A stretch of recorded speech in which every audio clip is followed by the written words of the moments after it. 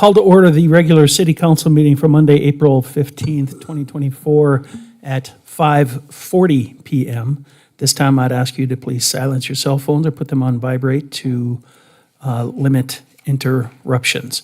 Moving on to item number 1 on the agenda, that's the roll call. Burlingame. Here. Evans. Here. Janser. Here. Olson. Here. Pittner. Here. Quadrigula. Here. Ross. Here. Item number 2, Pledge of Allegiance. Pledge allegiance to the flag of the United States of America and to the republic for which it stands, one nation, under God, indivisible, with liberty and justice for all.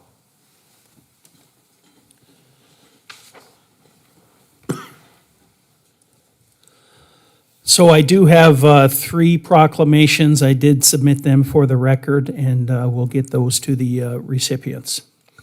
And also, continuing on with the mayor's report, had a few events that I attended. The FFA Annual Awards Banquet. We had some Public Works interviews. We had a spring party at Minot State, department head meeting. Also took part in the Board of Equalization meeting with the Minot Park District over the last couple of weeks. And then we had a special ceremony here for Assistant Manager Tom Joyce, receiving an award from his former employer. And got to take part in a prairie vigilance exercise on base last Friday morning, where I got to watch 14 B-52s take off in a matter of about 5 minutes. It was an incredible show of force, and it went without a hitch up there at Minot Air Force Base. We had a housing development meeting, Job Corps graduation, Guns and Hoses charity hockey game over the weekend. The fire department took that this year, and took part or watched some of the Minot High soccer retirement celebration I took part in over the weekend, and then also took part in attended for as long as I could the quarterly meeting of the Downtown Business and Professional Association. So a busy few days, but that is my report. Are there any questions? Seeing none, we will move on to item number 3 or item number 4, and that is the city manager's report. Harold. Good evening, Mr. Mayor, members of the council. Before I open up for questions on anything with regards to the city manager memo that's included in the packet, just wanted to do a reminder to the public that we have a series of a few different public input meetings this week. One of the areas that was identified for improvement through our citizen satisfaction survey was allowing citizens the opportunity to participate in our decision-making processes. And we have the opportunities of that. We have one that's going on currently. We have another meeting that will begin at 6:30 this evening. All these meetings are at the old City Hall at the Police Department in the old council chambers. And then there are 2 public input meetings tomorrow afternoon, starting at 10 a.m. will be the first one, and the second one at 1 a.m. These are open to anyone in the public that would like to come. What we're working on is a strategic plan and a strategic vision for the city as an organization for the future. This is the beginning of the process where the public can provide input, and it'll be followed up with some additional processes, including staff and the council, and will be finalized with a new council that's seated in July after the election results take effect. So we intentionally started this to get input from the public and finish out with the new city council. That way the whole new council has buy-in to the strategic plan and vision of the council going forward for the next couple of years. So we're excited to have that process. There is a graphic up on the screen for those that are here in the room this evening, and it's also posted on our social media with the time and location for those meetings. And again, encourage the public to be involved and help us envision what our strategic plan is going forward and what we need to focus on as priorities over the coming years. With that, I would open up to any questions the council has with regards to the city manager and staff memo included in the packet. Are there any questions of Harold? Seeing none, we will move on. Moving on to item number 5, consider the report of the Planning Commission. 5.1, a public hearing for annexation and zoning map amendment, CHS Incorporated. Now is a time for those who wish to either speak in favor of or against this zoning map amendment or CHS.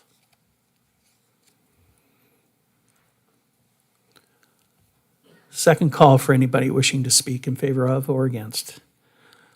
Seeing none, what are the wishes of the council? Mr. Mayor, Mark, I would move we close the public hearing and approve the item as recommended. we have a motion to approve. Is there a second? Second. By Lisa. Any discussion? Any discussion? Seeing none, please call the roll. Olson, Yes. Pittner, Yes. Padragula, Yes. Ross, Yes. Burlingame, Yes. Evans. Yes. Janser. Yes. Moving on to item 5.2, a public hearing, text amendment, the 2024 spring ordinance cleanup. Now is time for those who wish to speak in favor of or against. You can now step forward to the podium. Second call. Seeing none, what are the wishes of the council? Mr. Mayor, I move that we close the public hearing and approve the item with recommendations from staff. We have a motion from Paul. Is there a second? Second? Second by Mark. Any further discussion? Any further discussion? Seeing none, please call the roll. Pittner, Yes. Padragula, Ross, Yes. Burlingame, Yes. Evans. Yes. Janser. Yes. Olson. Yes. Moving on to item number 6 on the agenda, that's our consent items. We currently have 12 items on the consent agenda. We've been asked to pull 6.7 for potential discussion. Are there any others? Seeing none, what are the wishes of the council? Move approval on the remaining items. We have a motion by Paul. Is there a second? Second. Second by Lisa. Any discussion? Any discussion? Seeing none, please call the roll. Pittner, Yes. Padragula, Yes. Ross, Yes. Burlingame, Yes. Evans. Yes. Janser. Yes. Olson. Yes. Moving on to item 6.7, which was pulled, the 2024 Structured Demolition Site Restoration Contract Award, 309 First Avenue Northeast. Carrie, I'd like to move that that item is removed from tonight's agenda. we have a motion to remove. Is there a second? Second. We have a second. Is there any discussion? Any discussion? Seeing none, please call the roll. Evans. Yes. Janser. Yes. Olson. Yes. Pittner, Padragula. Yes. Ross, Yes. Burlingame. Yes. Moving on to item number 7 on the agenda, that is our action items. 7.1, a used fire engine budget request. What are the wishes of the council? Move approval. We have a motion by Lisa for approval. Is there a second? Second. Second by Steve. Discussion. Is there any discussion? If I may, Mr. Mayor. Go ahead. So some of the challenges that we've had in today's times with regards to purchasing and acquiring vehicles, particularly for the police department and the fire department, is one, increasing expenses, and two is the longevity of how long it takes between when you place an order versus when you receive delivery of that item. Later on in the agenda, we'll have a presentation from CPSM with regards to assessment of our fire department, and one of the things that was identified in there was the need to have a backup vehicle, which is what this item would do if it is approved by the council this evening. But rather than purchasing the full price of a full vehicle, brand new, and waiting 2 or 3 years for that, staff has been looking for opportunities to purchase a used vehicle that can meet our needs temporarily until that can be addressed in future budget conversations and those kinds of things. So this is an effort by staff to reduce the cost burden, but also address an immediate need. Obviously, looking for used vehicles, you can't exactly go down to a local dealership and find a used fire truck. So they come up rarely, and staff needs the flexibility to respond quickly and accurately, because a lot of cities and departments are doing exactly what we're asking the council to consider tonight.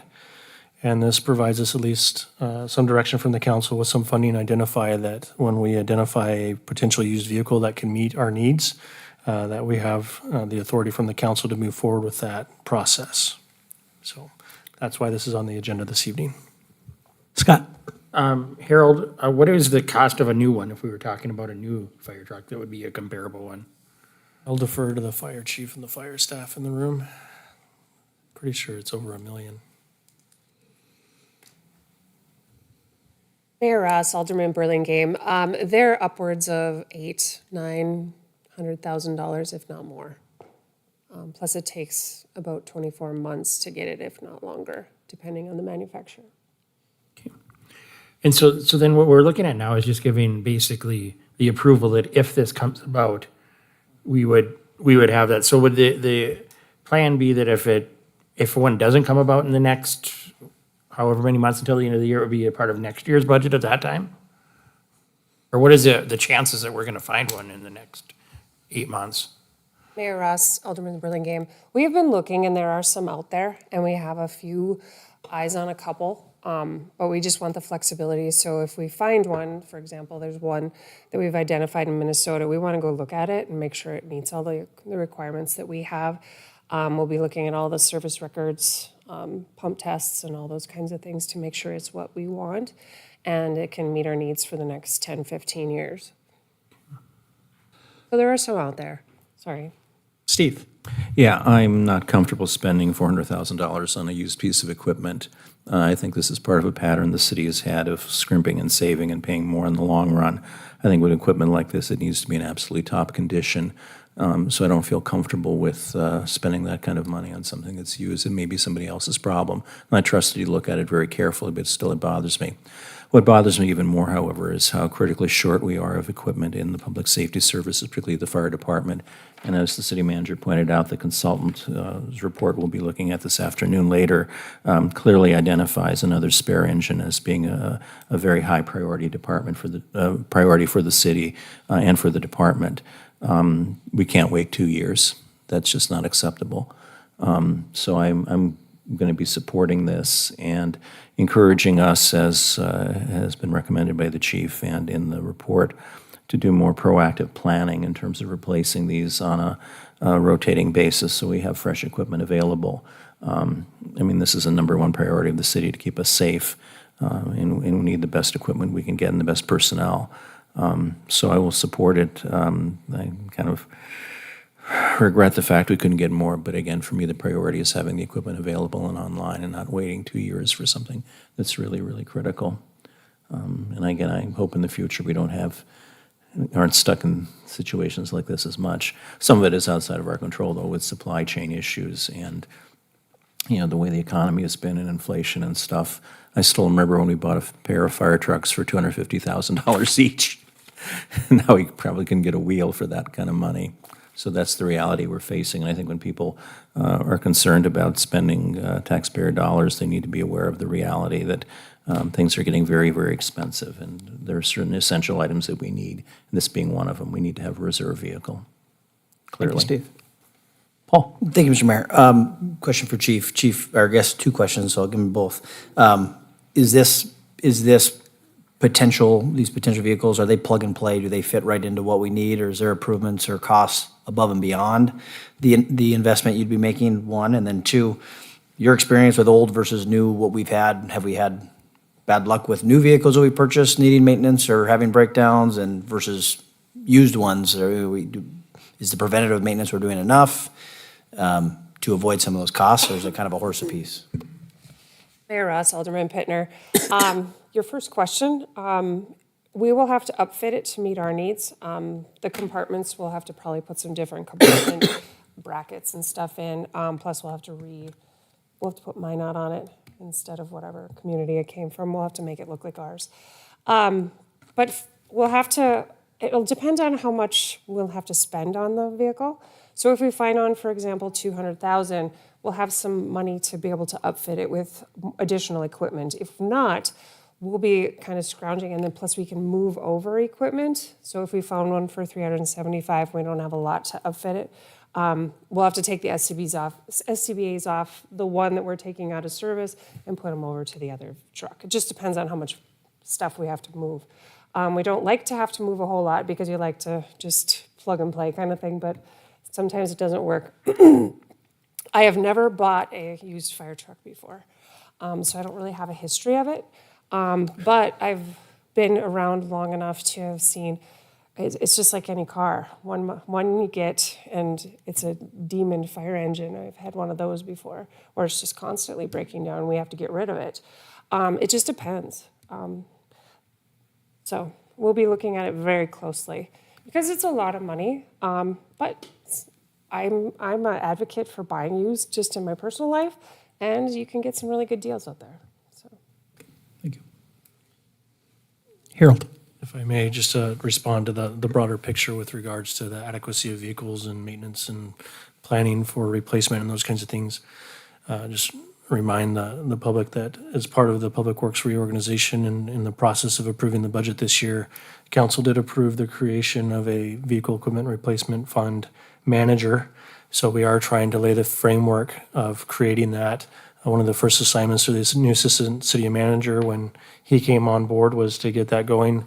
We have had that position out for advertisement and has been closed, and we're going through the interview process. So we're hoping that here within the next coming weeks and months that we'll have that position filled.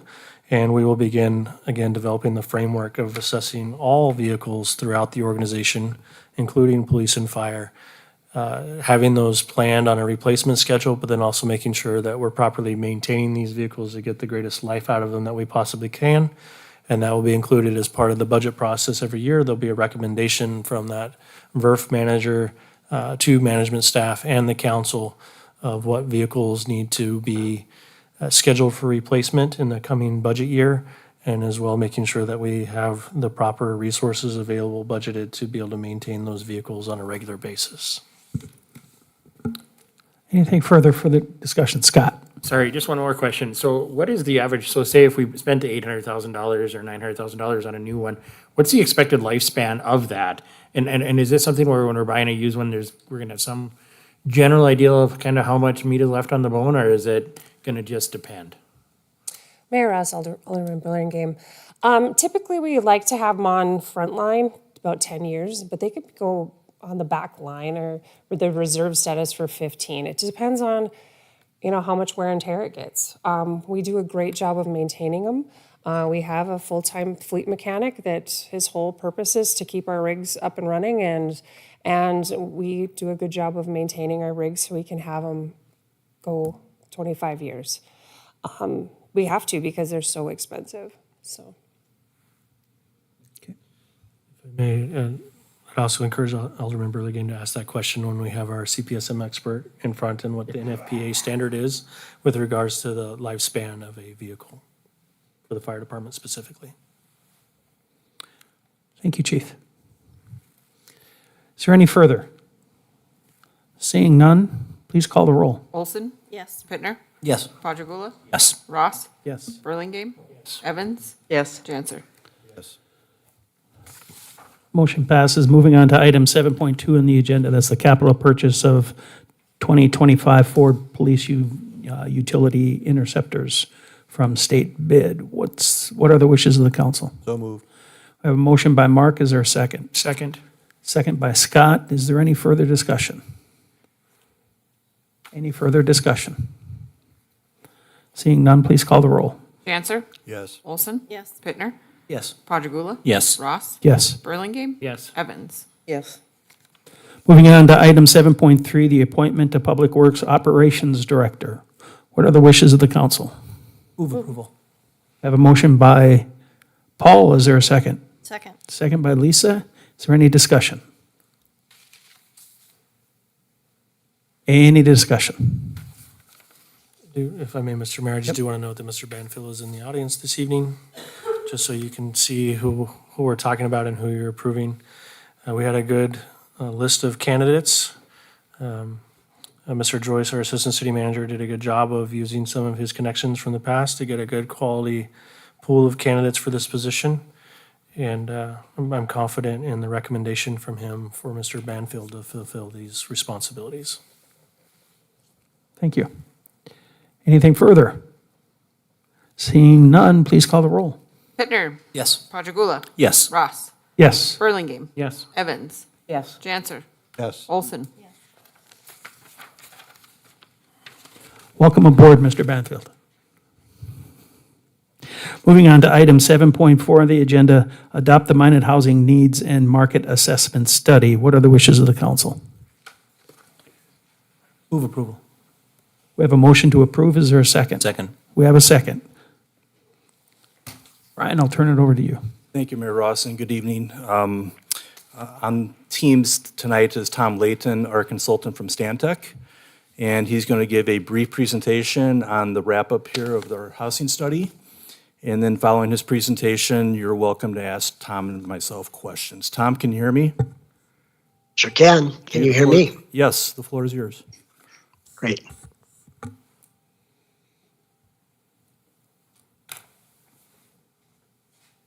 Well, I want to start with saying I'm really happy to be with you all again tonight. Grateful to have had this opportunity to work with you and to work really closely with your staff and with yourselves. And just want to recognize the thoughtfulness that they and you have shown towards these pressing issues. Brian has suggested I just take a few minutes to recognize some highlights from our work. You received an extensive presentation after we had completed the strategy portion of our project, and again after even before that, after we had completed the analysis portion of our project. So here we are at the conclusion. We have submitted this draft plan, and it's recommended for your adoption and for your implementation. What I would like to do is very briefly recognize the process. I will not speak for more than 10 minutes. Very briefly recognize the process to date, some key takeaways, and give you some encouragement around some key themes to keep in mind as you prepare to think about strategies that you may move ahead with in the future. So it's interesting to me that almost exactly 6 months ago today, I was in Minot speaking with you about the whole summary of findings in the analytical phase of the project. And you know that we really dug deep in understanding your population, your economy, the existing housing inventory, and the market dynamics of your housing market context. Exactly 3 months later, I was snowed in Minneapolis, so I was not able to present to you personally. The next phase of the project, which recognized the engagement that we undertook, both in a story map that was available throughout the process and in a survey that got a tremendous response from the public. Between that and our analytical findings, summarizing some of the key housing needs and presenting to you a menu of strategies that really are appropriate to your community, your needs, your distinctive set of circumstances in Minot. So here we are on April 15th, and I'm going to touch on the takeaway slide from each of the sections of the report. I'm not going to look at all of these items, but it's one way to, in a brief fashion, review the key findings of the report. So from an economic perspective, just to acknowledge that you are in a strong position and likely to continue to be in a strong position economically because of having three major anchors in your economy. One of them, for sure, your oil economy is likely to continue to have its ups and downs. The other two are going to be relatively stable. The only thing I want to underscore in terms of the demographics, Minot demographics, are that, like many places, too many Minot households are cost burdened with respect to their housing costs. Again, that's not different from a lot of places, but those are cost burdens that are increasing across the country. And so housing, as you know, is becoming a more acute challenge, and certainly one of the key things to be mindful of as you move into action in the future. Looking at the market dynamics, as you know, you have been through some deep market cycles. So there have been ups and downs that increase the housing supply quite a bit in a certain segment of housing, the housing types, 10, 12 years ago. And since that time, the population has been more flat. Population growth has been more flat. There's been little new construction. Though the market conditions that are conducive to new housing development are becoming restored in the current market, and so there is an opportunity to capitalize on those in a way that hasn't been possible in recent years. In terms of your housing inventory, the piece I want to underscore on this slide is that you have a tremendous mix of housing types that really does serve your community well. You know, low density housing types across a range of types, apartments, senior housing, affordable housing. It's a very strong mix of housing, and that gives you a resilient housing stock. With that analysis and the info we received through stakeholder meetings and through conversations with yourselves and city staff, we really highlighted three focus areas for future housing development. One is the low to moderate income households in the community. These are the households that are likely to be stretched, facing housing cost burden situation. Outlined a set on this graphic, a set of housing types that can be looked at to build housing that's suitable for them. But we also identified in our gap analysis a potential demand for some upscale housing types. Doesn't necessarily need city support to foster that growth, but certainly you can receive that and know it's meeting needs, and that benefits the community. And senior housing is a third area that we highlighted. So this was the focus of our last conversation, and I'm not going to reiterate all these strategies, but you know that some of them relate to housing production, some to preservation of housing assets. There are some location-specific strategies and some capacity building strategies. And what I want to leave you with, so this is essentially the last slide.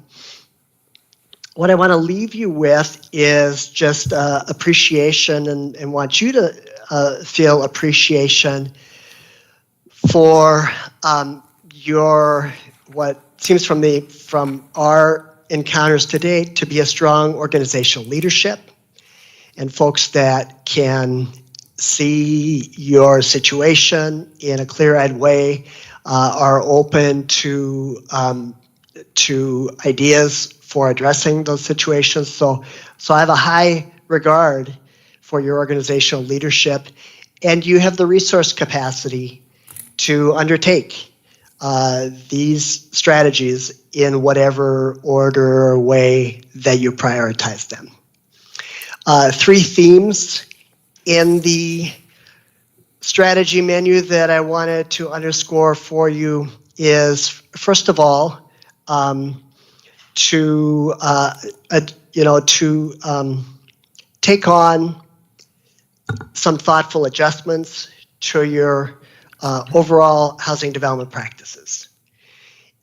If adjustments to your practices result, for example, in 25% more housing production on an ongoing way, that affects the market overall and reduces housing costs citywide, has a ripple effect through that housing market.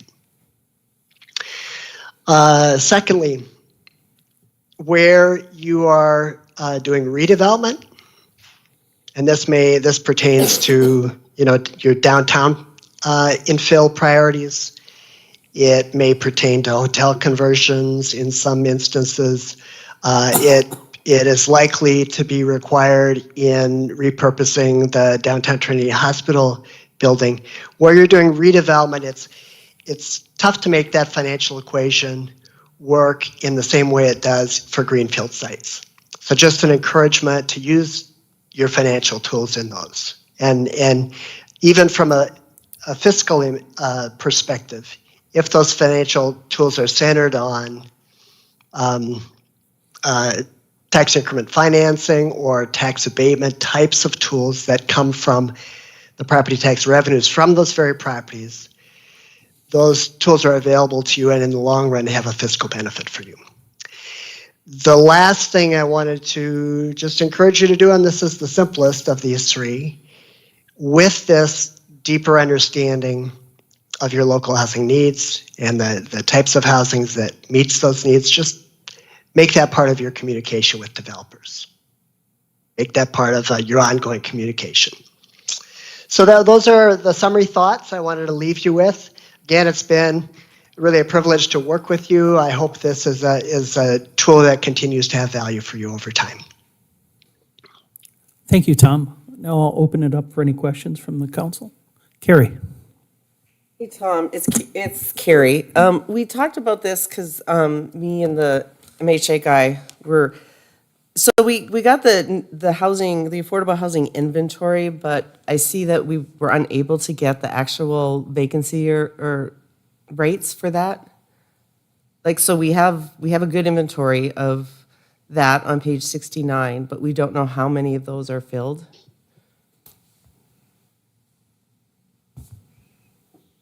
Is that a request to add some information in that regard? Well, I think we did when we met with you before, Yes.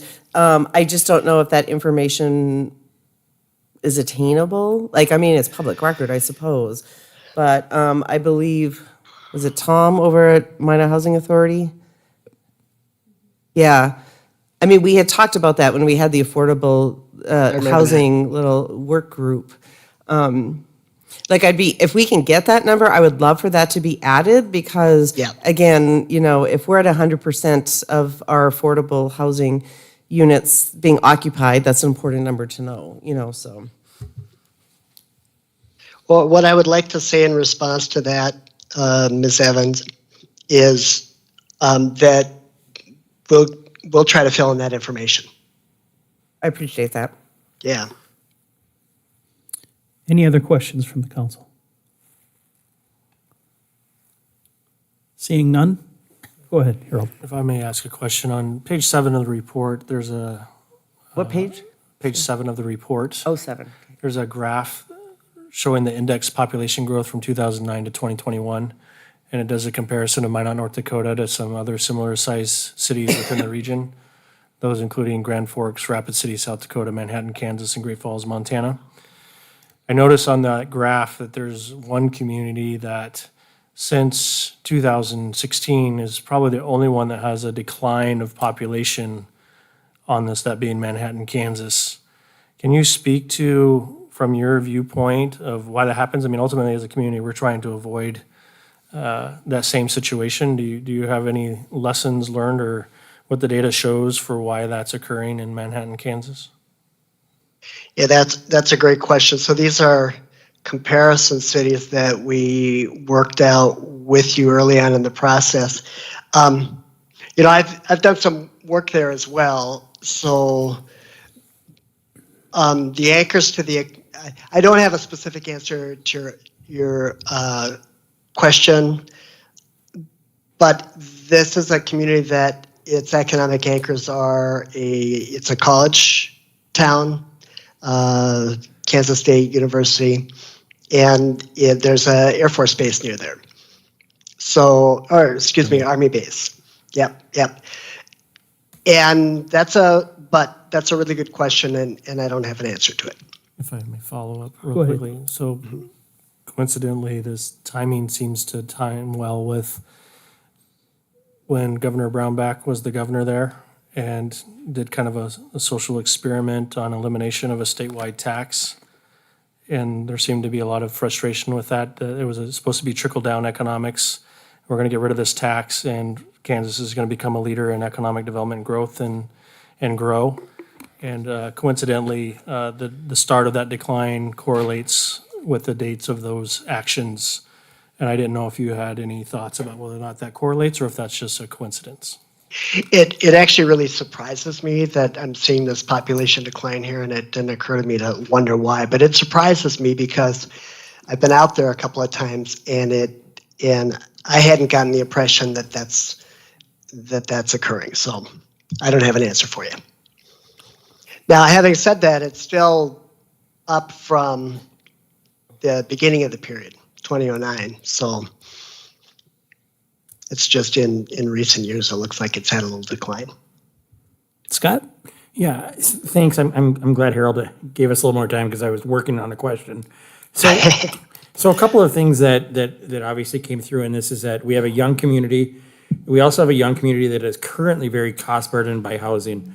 And again, I recognize the fact that that's not necessarily unusual for anywhere in the country right now, but I'm also looking at a couple of things that obviously we're cost burdened for housing right now despite having record high interest rates. And in talking to some friends in the realty world, they expect that once interest rates come down again, that there's a large number of persons that are perhaps in those starter level homes that are going to look to move up to the next level.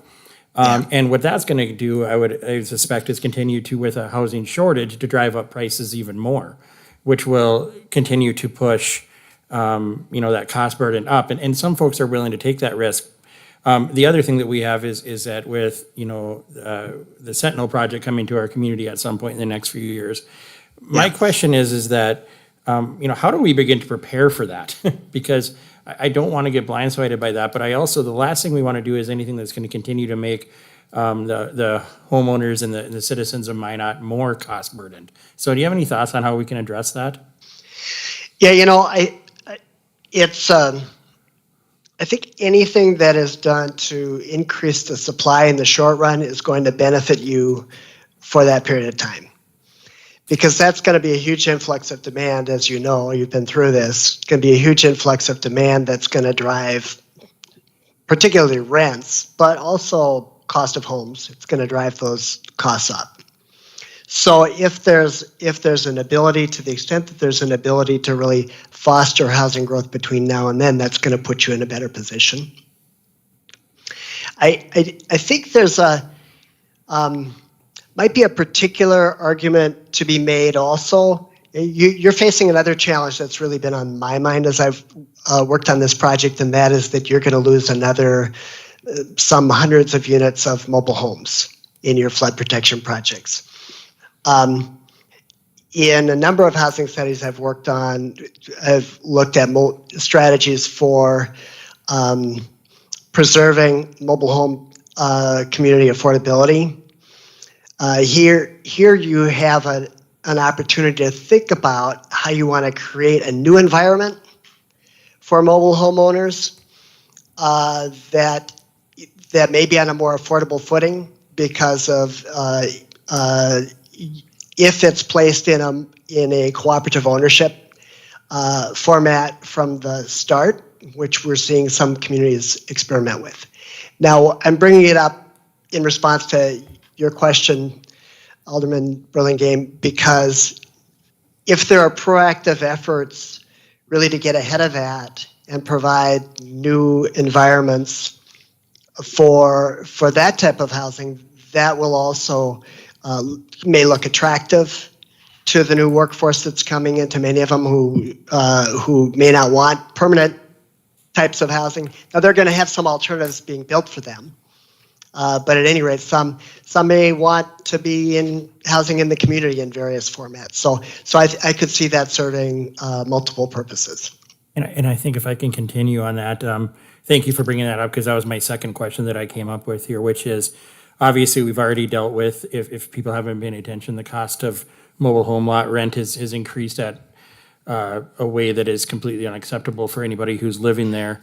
And I have had some preliminary conversations with various nonprofit leaders and some housing developers and things like that, looking at ways that we can get in front of that. I think that it may have to be a situation where in studying this, there isn't a lot of models out there. So we may need to come up with something that's unique to Minot and then let everybody else copy us.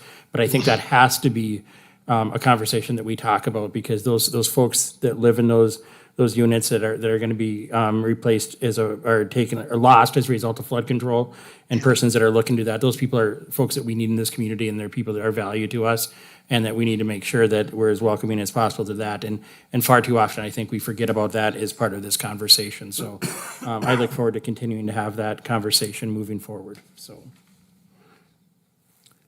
Carrie? So Tom, I mean, I know you know this, but I'm just pointing in the pages, the late 70s.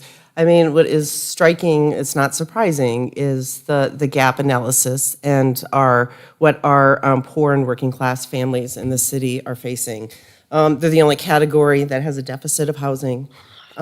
We see on page 79 certain occupations, and the occupations that we're desperately in need of: daycare providers, teachers, healthcare workers, restaurant servers, grocery clerks, being the least able to afford housing in our community. So this is a huge issue. This ties into Scott's daycare issue. It ties into Trinity's staffing issue. It ties, that it is glaring in this report that there's a huge deficit for particularly our families that are on a single income, and there is no housing for them. So I implore us as a city to figure that out. I'm not saying we are the solution, but we can't just be, that's not our job, because when we can't have daycares and Trinity can't get staffing and stuff, it becomes all of our problems in the city. So I think, we can't just put this report aside and say, like, this was nice, but this is just very, very troubling, the deficit that our poor and working class families are facing in the housing market. Any other comments? Lisa? Yes, thank you. So you mentioned briefly, Tom, the opportunity to take advantage of TIFs or tax abatements, and that in the end, it was financially beneficial. Can you just touch on that a little bit more? Because we've approved a few over the last few years, but they've met with some opposition, and I think some of the opposition comes from misunderstanding. But if you can just briefly kind of go over some of the advantages. No, and opposition is really common. I think there's two benefits to using that, what I think of as value capture approaches to funding projects like this. One is that it doesn't compete with other budget priorities, because it's not a source of funding that comes out of the budget. It's a source of funding that comes from the project itself. And the second is, even if you're capturing to support a project the first 5 years, 10 years, 15 years of revenues, tax revenues that come to the city from that project, through the remaining life of that project, those funds flow into the city's general fund. So those are the two ways I would talk about it. Thank you. Steve? I found the report very interesting, and it built very nicely on the preliminary results you presented earlier. The recommendations, I think, are pretty broad-ranging, and some of them, as you pointed out, we can do very easily without a whole lot of thought or effort.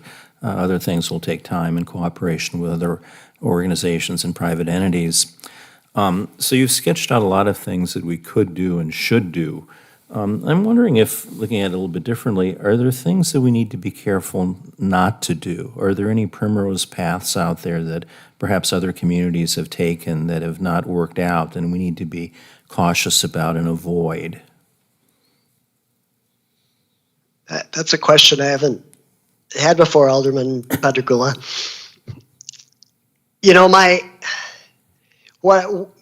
So I've worked with a number of communities on housing studies. I think I've worked on a dozen in the last 3 years. And with the housing market landscape changing and evolving in ways that make it more challenging for city residents with a lot of different needs, usually the benefit I'm providing to an elected body is to encourage them to go the other direction.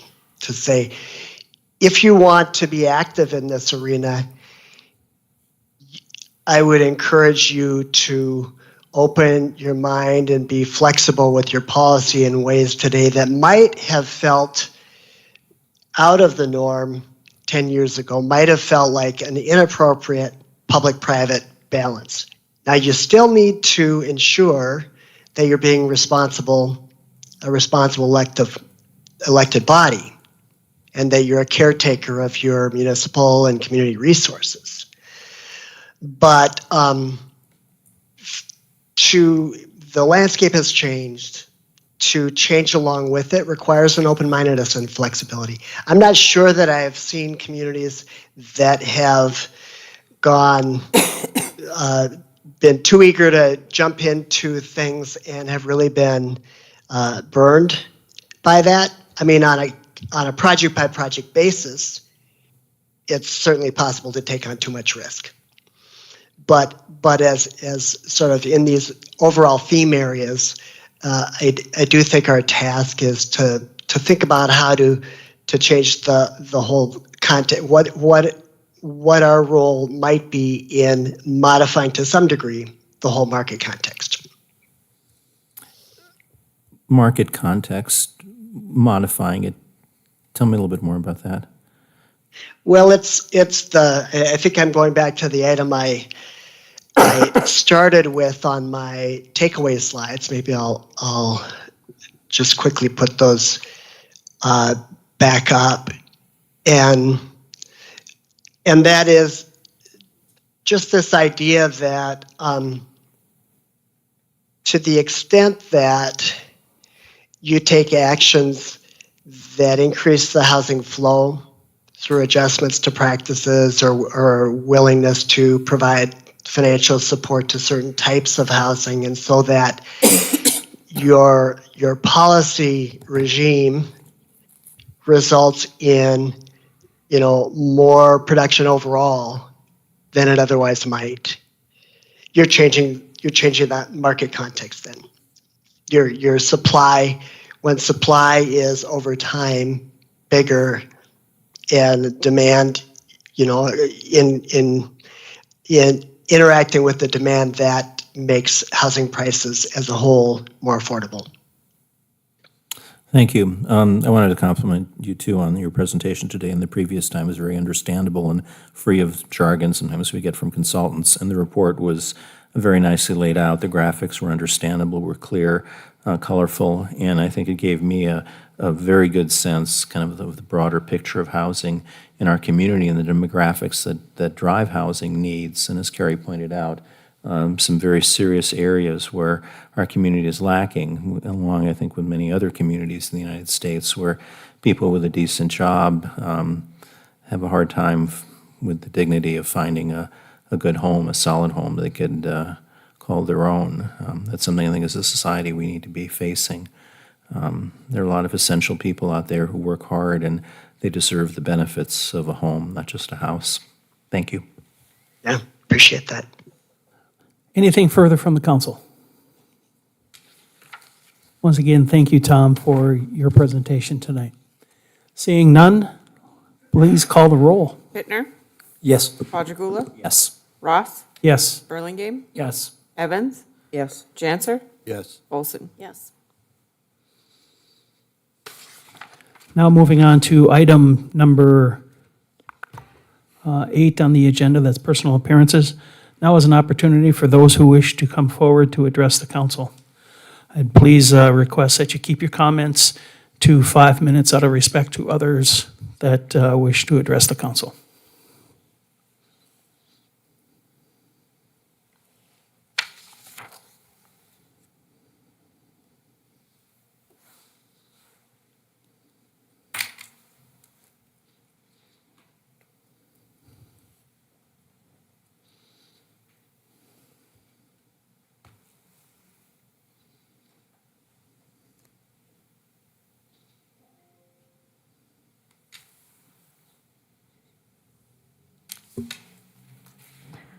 Alderman Padragula, thank you for addressing at the last City Council meeting, April 1st, the need for improvement on snow removal downtown, as you saw someone in a wheelchair using the street because there wasn't a clear path.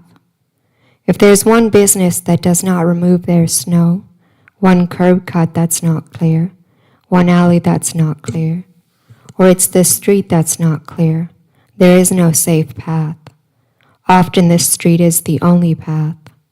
March 4th at the City Council meeting, Kyle Erickson, who uses a wheelchair, expressed in an email that Mayor Tom Ross read loudly that the table added to the right of the podium meets ADA compliance. It's a table that a person is able to sit and be heard from, but apparently with the anticipation or expectation to have the same needs as someone coming before council that can stand. As I'm here at the podium today with the intention to use the HDMI cable. At the same city council meeting, Drew Hansen, who uses a wheelchair, expressed his appreciation to city council members the improvement on snow removal downtown. When leaving the same city council meeting, leaving the city hall block to the southeast, to the east it was not clear at all. At the south, the equipment missed the curb cut. The street was clear. I used this street. Alderman Burlingame, as director of Independent Inc., you hosted a small meeting at the end of January, hosting Mayor Tom Ross, addressing snow removal, sidewalk access, and general walkability. 2 weeks before, I met with you with the North Dakota Protection Advocacy to address concerns with your organization. Leaving that meeting after 5, the alley to get to the sidewalk was covered in snow and uphill. The only path was the sidewalk by staff parking where there should be a handicap parking space for the sidewalk to be clear. I struggled to traverse the wet, heavy snow, gloves icy, unable to grip my wheels to push through. My hands hurt and were freezing by the time I got to the bus. Integrity is the right thing when no one's looking. It's not a post on Facebook. Both Drew and Kyle were at this meeting. At the October 16th City Council meeting, Chad Wright, the president of the DBPA, spoke for the organization, saying that the organization would do what it takes addressing snow removal downtown.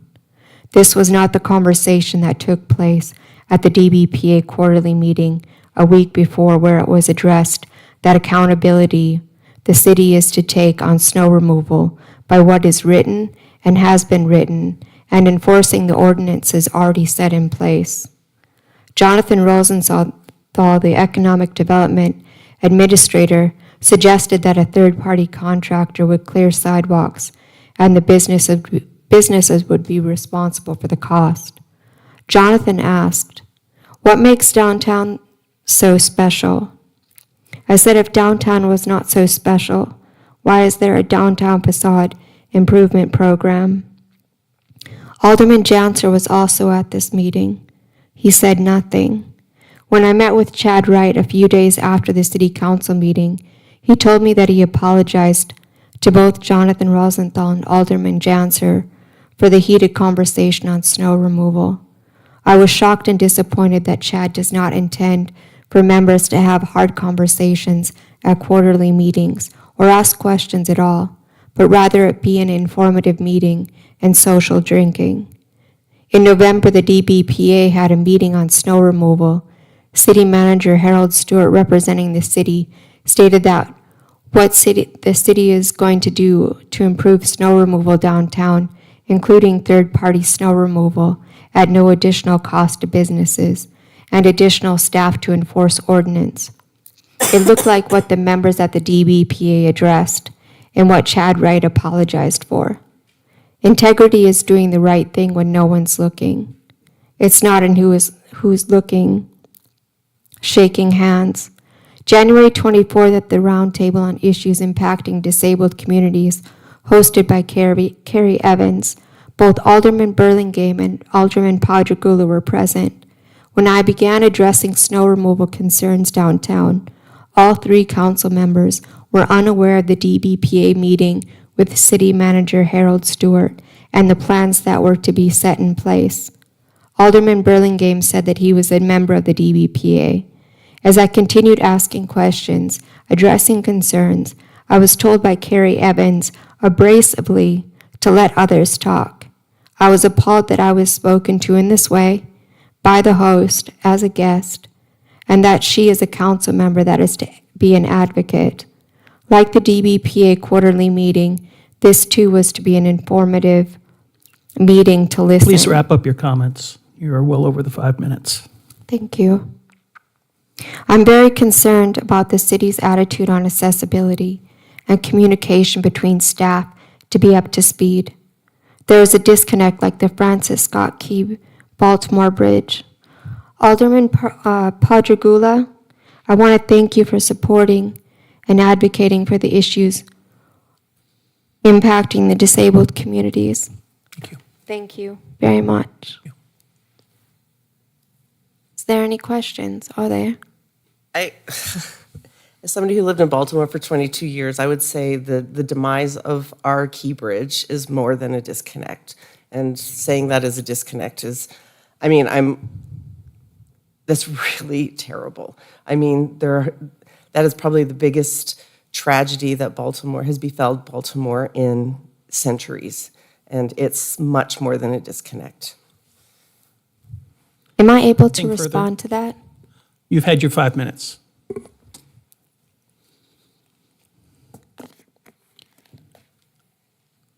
Continuing on, for those who wish to address the council, you may step forward.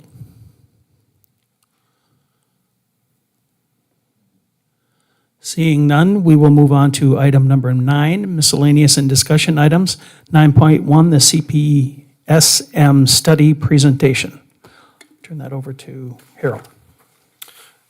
Yes, Mr. Mayor and Council, we do have the results of our assessments of our police department and fire department, and I will turn it over to them to do the presentations. Maybe we start with fire and then go with our police department. While they're getting up and getting ready, I do want to express appreciation to the support of the council for doing this. I think this is an important assessment that it helps us evaluate what we're doing well, and there's a lot that we're doing well that the reports ratify, and then there's some areas that we can improve to do even better than what we're doing today. So thank you to the council for the support. Thank you, Mayor and Council. My name is Mark Pylan. I represent the Center for Public Safety Management. Thank you again for having us in. I appreciate the opportunity to discuss our report. Okay, next slide. So just briefly, I'll cover a few things for you. So the Center for Public Safety Management is the exclusive provider of public safety and technical assistance to the International City and County Managers Association. We're real proud of that. We do strategic and master planning, technical analysis, police, fire, EMS, 911 centers. You'll hear from the police also tonight on their report. We also do executive selection for police and fire chiefs. We conducted more than 400 studies in about 46 states, and we have hundreds of years of experience with members of our team, with managers and senior administrators. This next slide just talks a little bit about our team. Tom Resort, Leonard Matarese, of course, Joe Pozo, Joe is over all of fire EMS studies. Myself and Pete Finley were the two that were on the ground here in Minot. So appreciate Pete and his contribution to the project. And then we have Dove and Zifing who do our data and strategic analysis, and then Monique Lee, GIS specialist. So while you see a lot of names here, they're very much involved in this report. So just components, we did data analysis, call types, workloads. We looked at NFPA compliance for the department. We did an analysis of your 2017 ISO report, along with your administrative and operational staff, and then we have 32 recommendations in the report. That's not unusual. We have recommendations in some cities that are about the same, some much more. So 32 is actually a pretty medium number in terms of evaluating the department. Just in terms of the data analysis, we looked at workload, resiliency, we'll talk about response times. We did our on-site in January, so just I'd like to take a moment to thank Ms. Stewart, city manager, a lot of department heads that we spoke to, police chief, finance department. We talked to everybody, and I really appreciate the fire chief, her participation in this, along with Battalion Chief Brent Weber. Brent put up with Pete and I for 2 or 3 days here on the ground in Minot. He was very instrumental in helping us. I just want to thank them so much. Great department. Just 100% cooperation from everybody. Minot provided a lot of information. We do these reports. They have to upload a lot of documents, so it's not just us on the ground. They do a lot of work before we get here and looking at standard operating procedures, all sorts of reports, fire reports, everything really administratively and operationally for the department. They have to get together and put together and upload for us before we get here, so there's a lot of work there. Some of the national benchmarking that we do, the National Fire Protection Association, NFPA, is very instrumental in a lot of our data analysis. ISO, which we talked about, your report. And then there's best practices. One of the good things that we get to do is when we go around from city to city and county to county is get a lot of best practices that we are able to put together for our company and share with a lot of our clients. Some of our key observations, like I said, there are 32. We won't go through all of them. We'll just go through a few. One is your ISO report. I would say that number one, you're an ISO 2, which is a really good score. It goes from 1 to 10, 1 being the best and 10 being, on the backside. You get an 82, 75. There's only 3 departments in the state of North Dakota that have an ISO 2, so that's really something to be proud of. You're not that far from a 1, if that's something, the goal that you're looking at. There was a few deficiencies in deployment analysis and company personnel. That has to do with the deployment analysis is basically the geographic areas that your engine and your ladder companies cover. We do a model where you look at your engine companies and they do a 1.5 square mile analysis, and then your ladder companies are 2.5. And if there's some deficits in there, you'll lose some on deployment analysis. And then on company personnel, that's mainly a factor that ISO does in terms of how many hours did firefighters work during the year divided by how many available hours were there to work. That comes up with a factor. They plug that into a formula, and then they come up with company personnel. So we'll talk about some additional personnels in a minute, but that will actually get you some more points as well. But all in all, 2's a very good score, something to be proud of. Your water department had a perfect score of 40 points. Fire department is responsible for 50 points. The water department is 40, and your emergency communications is 10. So, and then there's some extra credit in there for community ed, and then there's a divergence factor. You lost some points on that, but basically all that is they looked at the fact that you had a perfect score on your water department, and then they took your score for your fire side, and when they do the metrics on that, you lost some points there, mainly because your water department had a perfect score, which is really to be commendable. So some work to be done there, but again, a really good score to have a 2. You talked earlier about your fleet. We did recommend a purchase of an engine. You only have 1 reserve engine right now. You certainly do need another one. The discussions earlier were on point. The chief was on point on terms of about how long these engines last. 10 to 15 years, it's a sliding scale depending upon how busy they are. So you've got some cities where they have really busy stations and they only get 6 or 7 years out of them because of the mileage and the engine hours on those engines. It just depends on, like she mentioned earlier, the chief mentioned, how busy they are and how often they get used. But anywhere from 10 to 15 years, usually you get in first due, and then you can move them to a reserve status. It is an interesting time in the industry. I've been in the fire service for a long time, and I've never seen the industry like it is today in terms of trying to buy new apparatus. It used to be about a year turnaround.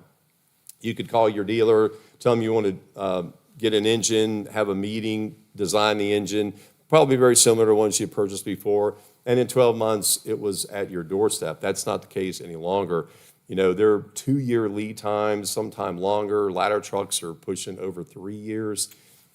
It's just the supply chain and just the amount of work that they have, which is really delaying, which when you look at your 5-year apparatus purchasing plan, you have to kind of factor that in, that, these engines and ladder trucks may be purchased for this year, but if you don't get them in the pipeline and get them ordered, by the time you get to that plan, you're 2 or 3 years out from getting that apparatus. So it's really caused a big strain in the industry. It's like I've never seen, but it's just something that all the fire service departments are dealing with it. So administrative staffing, I'll just mention that right now. So we did recommend an assistant chief to work under the fire chief. We feel like that's a very important position to allow the chief to do a little bit more strategic planning and look at the future for the department. It's really hard to be looking forward when you're in the everyday operation of supervising and leading the 2 battalion chiefs that's under her right now. We feel like that's a very important position. We also feel that with that position, it would free up some time for your 2 administrative chiefs. You have 3 battalion chiefs that work operationally, A, B, and C shifts, and you have 2 that work in administration. One is training, and the other is admin. We do feel with the addition of the assistant chief, that would free up some time for one of the battalion chiefs, especially in terms of accreditation, and we'll talk about that in a moment. And however else the fire chief feels like that she wants to divide up the workload of the department. Fire marshal is a very critical position here. You have 3 fire inspectors right now. They're remote from their supervisor in fire administration. We feel like that they really need a subject matter expert, someone that's well-versed in all the NFPA codes of fire protection and building codes to lead them. We feel like that's a very important position, as all of them. And then an administrative assistant, as you add an assistant chief, and also help some of the fire prevention activities. There's a lot of paperwork and a lot that goes on with fire prevention. You want those folks out in the field doing inspections and not as much doing a lot of paperwork that's required. So if you can have some administrative help, you kind of maximize their ability to go out and do the actual work of fire inspections. So we talk about some more operational staffing. We believe that, and we'll talk about 4-person staffing in a moment, but for ladder 5, it's 4 assigned, 3 minimum. We believe that needs to go to 4. All of the apparatus, according to NFPA 1710, was about fire department and operational staffing. Talk about 4 persons minimum per unit, per ladder, per engine. Start off with probably the priority would be your ladder. There's a lot of ladder operations that are different from engine. I won't get real granular here other than that most of the time you have 2 of the personnel going for ventilation or search, whether they're on the roof, and 2 inside. So sometimes you have 2 outside, 2 inside, depends upon the concept of operations for the department. But ladder companies really need 4 persons really to operate efficiency. So do engines, but we felt like if we had to pick one unit to start out with, at least 4 assigned, ladder 5 would be the one. We also believe for strategic planning, you need to add an additional engine to that company. Right now, ladder 5 sits by itself at Station 5. With the addition of an engine, that ladder can now serve the city as a ladder company. Right now, it functions as both. It's a quint, so it can be an engine or a ladder. It can do both activities, so we really feel if you put an additional engine at Station 5 with ladder 5 running as a complement, that ladder can now serve the city of Minot as a ladder company and do the true functions operational of a ladder. Field incident technicians, that's something that's in the fire service is really necessary. Battalion chiefs are by themselves. They are running code to calls, trying to find the address, also have to talk on the radio, tactical frequencies. It could be a lot for one person to do. Also, when they get on the scene, they need some help, whether sometimes it's with accountability of the firefighters on the scene, or it could be acting as a safety officer, depending upon what the operational needs are. This is a great position here, too, and we'll talk about succession planning just in a moment, to where you can really start to put possibly a captain in the front seat and start mentoring that captain for future leadership assignments in this department. And they're a great person to do the backfill, too, as well, when the battalion chief is off. Again, it's a very versatile position, and it really helps the department and helps your command staff when they get to these particular, whether it's a working fire or other type of incident. Your emergency response force and critical tasking, we talked about that a little bit in the report. You meet the critical tasking. This is the NFPA 1710 standard we talked about. You meet it for residential fires. They look at 4 types of structures: residential fires, strip malls, apartments, and high-rise. You meet the minimum standard for residential. You do not meet for strip malls, apartments, or high-rise. So those numbers are 17 needed for residential fires, 28 for apartment and strip malls, and then 43 for high-rise. It's a large number there. But for high-rise, you need a lot of firefighters. It's a lot of work to go up stairs and whatnot to fight these high-rise buildings. So that all feeds into 1710 staffing, which, again, we're recommending to start looking at that. As, of course, many cities, you can't do it all at once. It's an incremental addition to firefighters on each apparatus until you can eventually get sometime 5 assigned and then 4 minimum staffing on these particular units. Okay, so we talked about a little bit of National Fire Protection Agency. There's a National Fire Academy training that's available to all firefighters across the country. They pay for that training. They pay for travel. They pay for the training. Obviously, the backfill cost, if any, would be on the city. It's something that we highly recommend the department take a look at. I know they go to Anniston, Alabama for hazmat and a lot of courses down in Texas A&M. This is just another opportunity to take a variety of courses at National Fire Academy that can really help with your leadership and your training. Succession planning is huge. Our recommendation there was for the chief to start working with city leadership. 4 or 5 years from now, you're losing most of your top leadership positions in the fire department. So now is the time to start developing those in the department to be prepared for those positions. And you may come down to a point to where you get there and you may have to look outside. Departments do. I myself, as chief of the department, my last department, I had to hire a couple outside battalion chiefs because you just didn't have folks that were ready inside when it was time to hire them. So that's something that you're going to have to take a look at. But certainly succession planning is big. We'll talk about the accreditation process in a minute. Also, we'll look at turnout times and your 911 processing times. We've got a slide to talk a little bit more detail on that. And then mutual aid agreements are very important. You've got a couple of those in place. The recommendation is, I know the chief has been working, but work a little more closely with Minot Rule. They do have a combination department at their headquarters station that could be plugged in more of an automatic aid type of response. They go about 5 different responses now that Minot uses them, but it's something to probably consider using them on a regular basis, automatic aid. The Air Force Base is also there, but their help is contingent on what their flight operations are at that time and whether or not they can leave the base. So as we say in the report, you're kind of an island city. You're kind of here by yourself, and you don't really have a lot of help close by. You've got some kind of further away, but something really close is really Minot Rule and the Air Force Base. So those agreements have to be really maintained as they currently are and maybe even expanded if possible.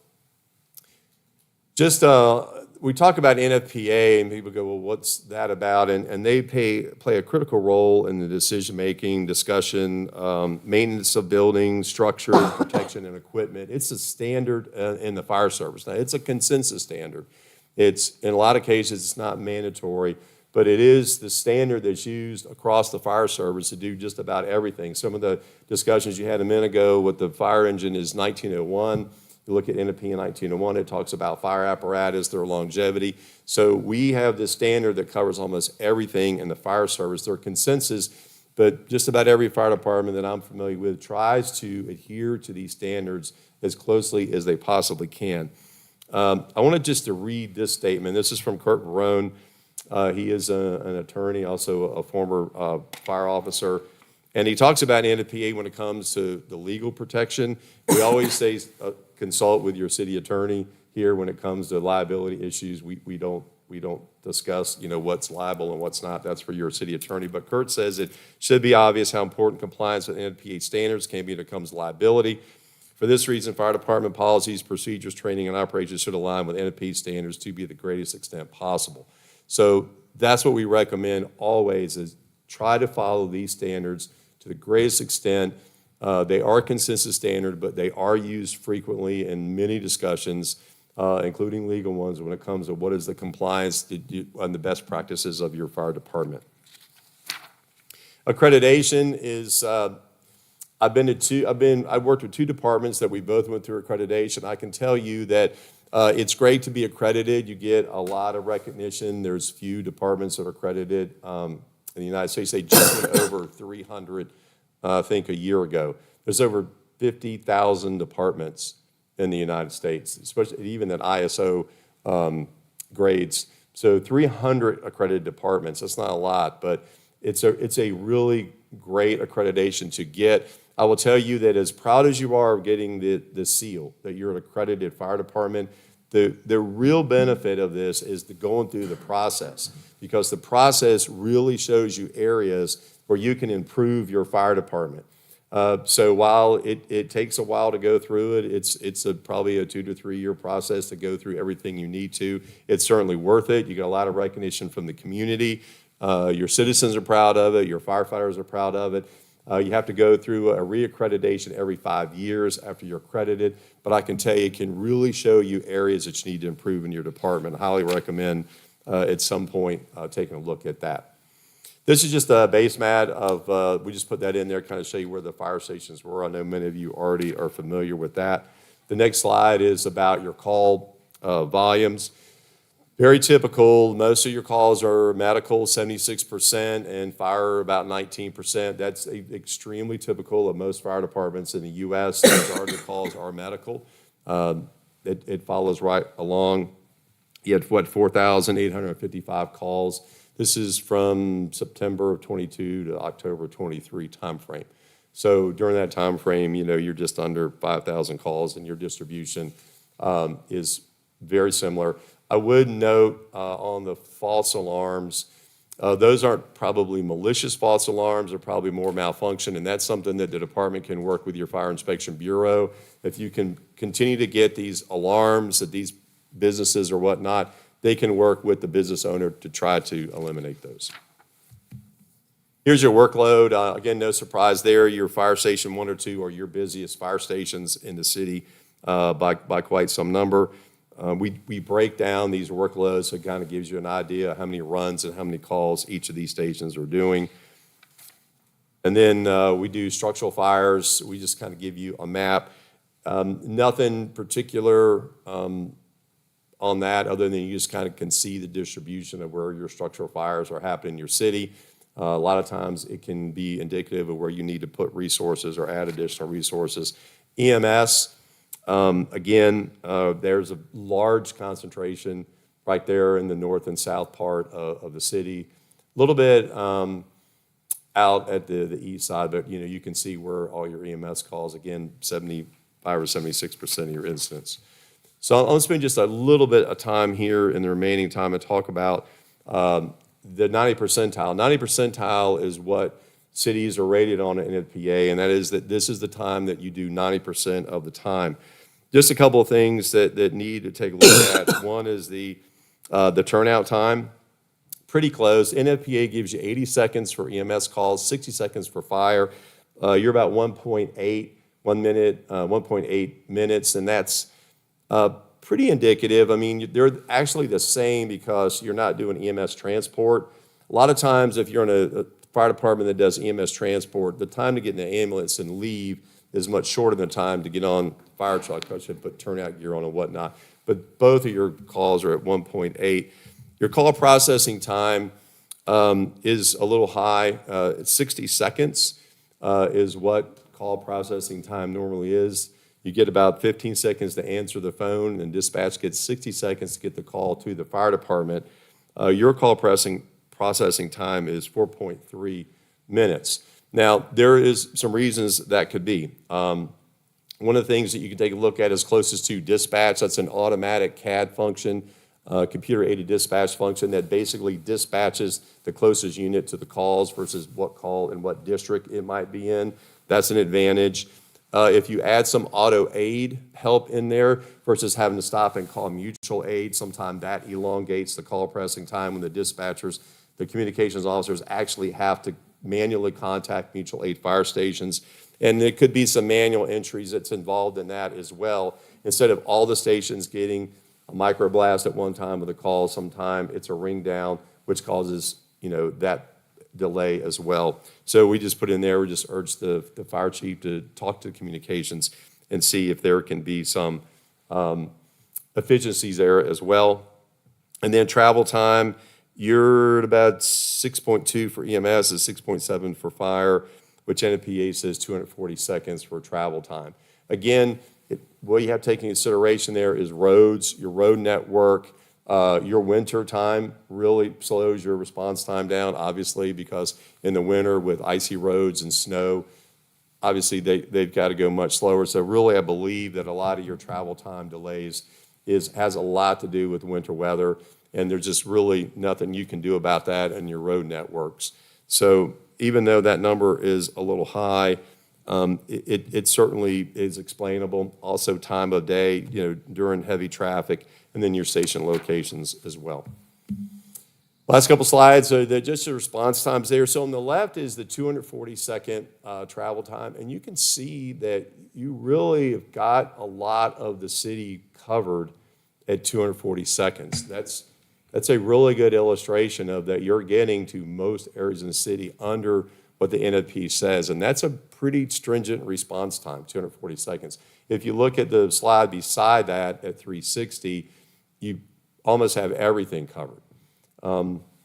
So that's to be commendable. I mean, with your road networks, your wintertime coverage, you're really doing well when it comes to covering the area of the city of Minot. So that 360 map is really good. So that's all I have. That's just kind of really a high-level look in there. I'd be happy to answer any of your questions that I can about the report. Thanks. Thank you, Mark. Any questions for Mark? Paul? Thank you, Mr. Mayor. You had mentioned an ISO rating. We're at a 2. Do you believe it's attainable to get a 1? What are the benefits of becoming a 1? Is it easier to go after some of our deficiencies? You mentioned some extra credit. I mean, is there a product that we can implement out of this study? Yeah, if you look at the report, basically details some of the areas that you're missing. Like I said, those 2 areas I mentioned are where you lost most of your points. There is some benefit from being a 1. In some communities, it can lower some insurance rates, especially for commercial and residential. It all depends upon what the companies participate in your locality. But yes, you're 7 points away from a 1, which is easily obtainable. With making a few corrections, I think you could be there. 90 gets you a 1, and you're like the 82.75. Harold? I can respond to that really quickly. So ISO rating is important because that helps determine how expensive your homeowner's insurance is on your residential house or what your insurance is on your business. And so when we talk about like economic development and being attractive, some big manufacturing or industrial firms are going to pay very close attention to your ISO rating because that could represent savings of hundreds of thousands of dollars a year just in insurance costs alone with regards to the ISO rating. So it's important in many aspects, but the main thing is it's the safety, and it reduces the cost of livability within your community and the operation of your businesses, commercial, industrial, manufacturing, those kinds of things within your community. So, Thank you. Yeah, if you look at the recommendation for adding the engine and picking up some additional staffing, you're going to gain quite a bit of points there. And that will also get you closer to the water department, which would knock down that negative number there. So it kind of does 2 things. It gets you more points in those 2 categories, and it also gets you points in the 3rd category, which are losing points in the deficiency area. Scott? So Harold told me I had to ask this question, so. Sure. And I know you touched on it briefly, but what would you expect to be the lifespan of an average fire truck?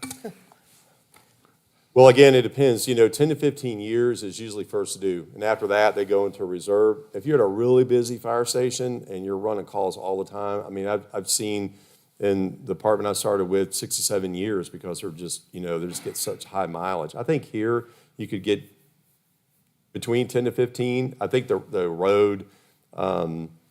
roads and the winter is hard on fire trucks. It just is. I will say this, though, the big advantage that you have, other than, like the chief said, the firefighters take really good care of the equipment here, is your fire fleet mechanic, Travis.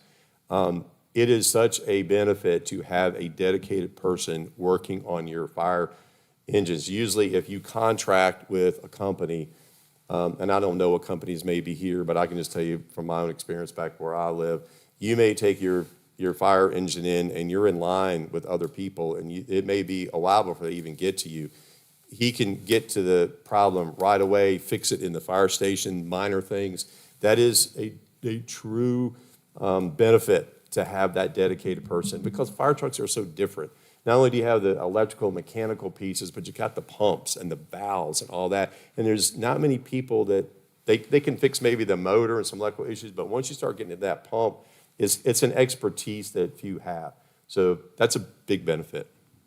And then what are so you talked about a few of the things that we could do to move towards becoming an ISO 1. What are our biggest risks towards sliding down? I mean, so you mentioned Travis, and Travis, in talking to him last week, told me exactly how long he is away from retirement. Right. Is something like that the kind of a situation where that's a risk for us? What are your thoughts on that? Well, I will tell you that any time that any fire mechanic, and I'll say fire mechanic because they do both the mechanical engine and the pump, is looking to go, that's difficult because they are hard to replace and they're so valuable. I don't know that your ISO is probably more along the staffing and deployment. I think once we talked about putting engine 5 with ladder 5, I think if you look at where the ladder is, there's probably a couple other stations, depending upon what the chief wanted to do, to probably move that ladder so you would get more of the 2.5 block coverage. When you look at the maps of the city, those blocks, if they overlap one another, you don't get any credit for that. But if that ladder is more toward the center, then as they do the 2.5 blocks, you get more credit for those coverages. That's something that you can certainly take a look at. There's other variables too, which is not always, it's about sleeping the crews, it's about having available space, logistics of there's more than just say, put this engine here, put it there. You got to be able to fit it in the station. It's got the length of the base. I mean, there's all sorts of variables there. But I think stay in the course where you are now. I think there's, you're okay, but I think the key is to move forward and then work toward the 1 and get those points. And if you don't make it, you at least you're a solid 2, which again, only 3 departments in North Dakota are 2. So, and then again, to talk about kind of staying where we are, looking at future expenses, if the city of Minot grows in size, if we grow into the green space that we talked about during the housing, that would obviously put additional stress on, and it would eventually lead to a situation where it would cost significant amount of money in order to maintain the coverage that we have now. Is that correct? Well, anytime you expand density, it increases call volume, EMS and fire, and it does increase costs, there's no question. It does.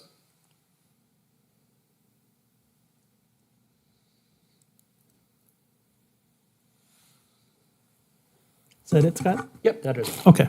Steve? I had a large number of questions, so I'll focus just on the ones that are most important to me. Okay. First, how big a deal is accreditation? The reason I ask that is when I've talked with both police and fire chiefs going back many years, they've never really been excited about it. Some have mentioned the fact it would take a lot of work and staff time, which they don't seem to have, to go through the data gathering process. Others have said that the standards are based on urban departments and really don't have a whole lot to do with what we do out here. And then, of course, there's the practical limitation that, we probably need more personnel, and it's hard enough to fill the positions that we have now. We have lots of vacancies. So in some ways, I've gotten the sense it'd be a pointless exercise, that it would just point out the weaknesses that you have, and some of the weaknesses are just not something we can do much about. So what are your thoughts about the importance of accreditation? You've talked about the value of it, and should we push that? I think so, and the reason is, a lot of times, the motives are different for different cities. Some cities want every department to be accredited. That's just the goal that they have for their particular city. I think it certainly is an achievement for any department, police, fire, whatever, public works, to be accredited. But again, I think the value is not so much that you can put the seal on the truck and tell people you're accredited, but it's the process that you go through to get there. And that's the value, because it does make you look at yourself intrinsically, much like this report does, but even in more detail. They have different criterion that you have to look at. And even small departments get accredited all the time. Department I was from was a small to medium-sized department. We only had, at that time, the accreditation, I think we had 7 or 8 stations. even smaller departments do it as well. So I do believe it's valuable. It does take time. I'm not going to sit up here and tell you that it doesn't take work. It does. But that was my comment earlier. I think with an assistant chief in place, it would free up some time from some of the battalion. And it's not a one-person job either. They just basically coordinate the capture of information and the report. But it's other people in the department that have to produce it as well. Your training chief, your firefighters, your station officers, maintenance. So they basically are the collection point, and they put it all together. But it takes everybody, so everybody in the department really participates. And I think that's another value of it, is it gets everybody involved. Thank you. That's a very good answer. Second question I had was, and again, this is more of an internal frustration. It's not a criticism of you or your report or your company, but it seems that both in this and the police department report, there are recommendations for numerous additional staff. I mean, you've talked about an administrative assistant, a fire marshal, and a deputy chief or assistant chief, and then you've talked about another crew for another truck. We have a hard time filling the positions we have. Sure. And, you know, I wonder about the feasibility of that, and if you have any kind of hints. I remember one time when I pulled a shift with the fire department, the three captains spent about an hour on the phone with the battalion chief trying to figure out who was certified for what job at what station. And it was an inordinate amount of time that I felt was wasted, where the battalion chief could have been going out supervising, training, teaching, and so could the captains have been. It was so frustrating to watch them try to add all these positions and move people around. They did a very good job, but it was, I remember sitting there and thinking of all the high-powered, experienced manpower that was spent trying to juggle a schedule to make sure that people were properly trained in the right slots. So could you talk about that? I mean, I know that, you know, shortages of funding are common in the civil service and anywhere, but any reaction to that? Well, what you're describing, I've lived that job. I feel for you. As a battalion chief in my earlier days, I was staffing officer, and I can tell you that every fire department in the country, I don't think maybe I can say every, almost all, maybe that's a better statement, goes through the same exercise that you just described. It is constant with staffing for departments. Like I say, I lived it as a staffing officer. I lived it as a shift commander, watching my BCs spend all that time. And they would come to me and say the same thing. Hey, I'm spending all this time, not just staffing today, but trying to get next shift staff. And the answer is, I know, but that's how it is in the fire service. I mean, you've got a minimum number of people that have to be there. There are numerous ways that people aren't there, whether it's leave, family medical leave, sick leave, military leave. There's a lot of ways that people aren't there. And things happen, and people get ill, and they call in, and you got to try to find someone to work. And it's difficult. It is. But that scenario that you described is played out in almost every fire department in the country, probably every shift. Do you think some of it is a matter of public education, of letting people know how important it is to have an adequately staffed public safety department and what the benefits are to them and the community so they can support adequate funding for that? Is that part of the picture too? Absolutely. You know, it's a good thing. People trust fire and police, and they know that they call 911. We're there. I used to tell our firefighters, there's no 912. It's 911. And when they call us, they get us. And we have to be there, and the public trusts us to take care of their worst day and make it better. And that's what we do. And I know the public trusts both police and firefighters, but it's a trust that, believe me, is not taken for granted by the people that do that job. And I believe the public does appreciate the service. Do they know the intricacies of how that service how the sausage is made to get that delivered? Probably not. But I think that's okay, because I think the best thing is they know in their greatest need, they pick up the phone and they call those three numbers and they get help. The final kind of gripe, if you will, is that both in your report and the police report, there was a call for much more intensive training. In the police report, for example, they called for a minimum of 16 hours of SWAT training. I thought 12 hours a month that we get now is pretty darn good. They didn't. But the problem we run into there is, again, to send people somewhere, or even put them in front of a phone and watch a webinar, takes them off the line. Perhaps not so much with fire, because you can hit pause, hopefully, and you get on the truck, and you're not always in action when you're pulling a shift. But that's one thing I found a bit, I don't want to say irritating or annoying is, yeah, we know training is important. They know training is important. But finding the time for training is a real challenge, particularly when you talk about sending people to schools in another part of the country. You know, forget the expense, forget the lodging, whatever, but just taking them off the line, taking them off the truck.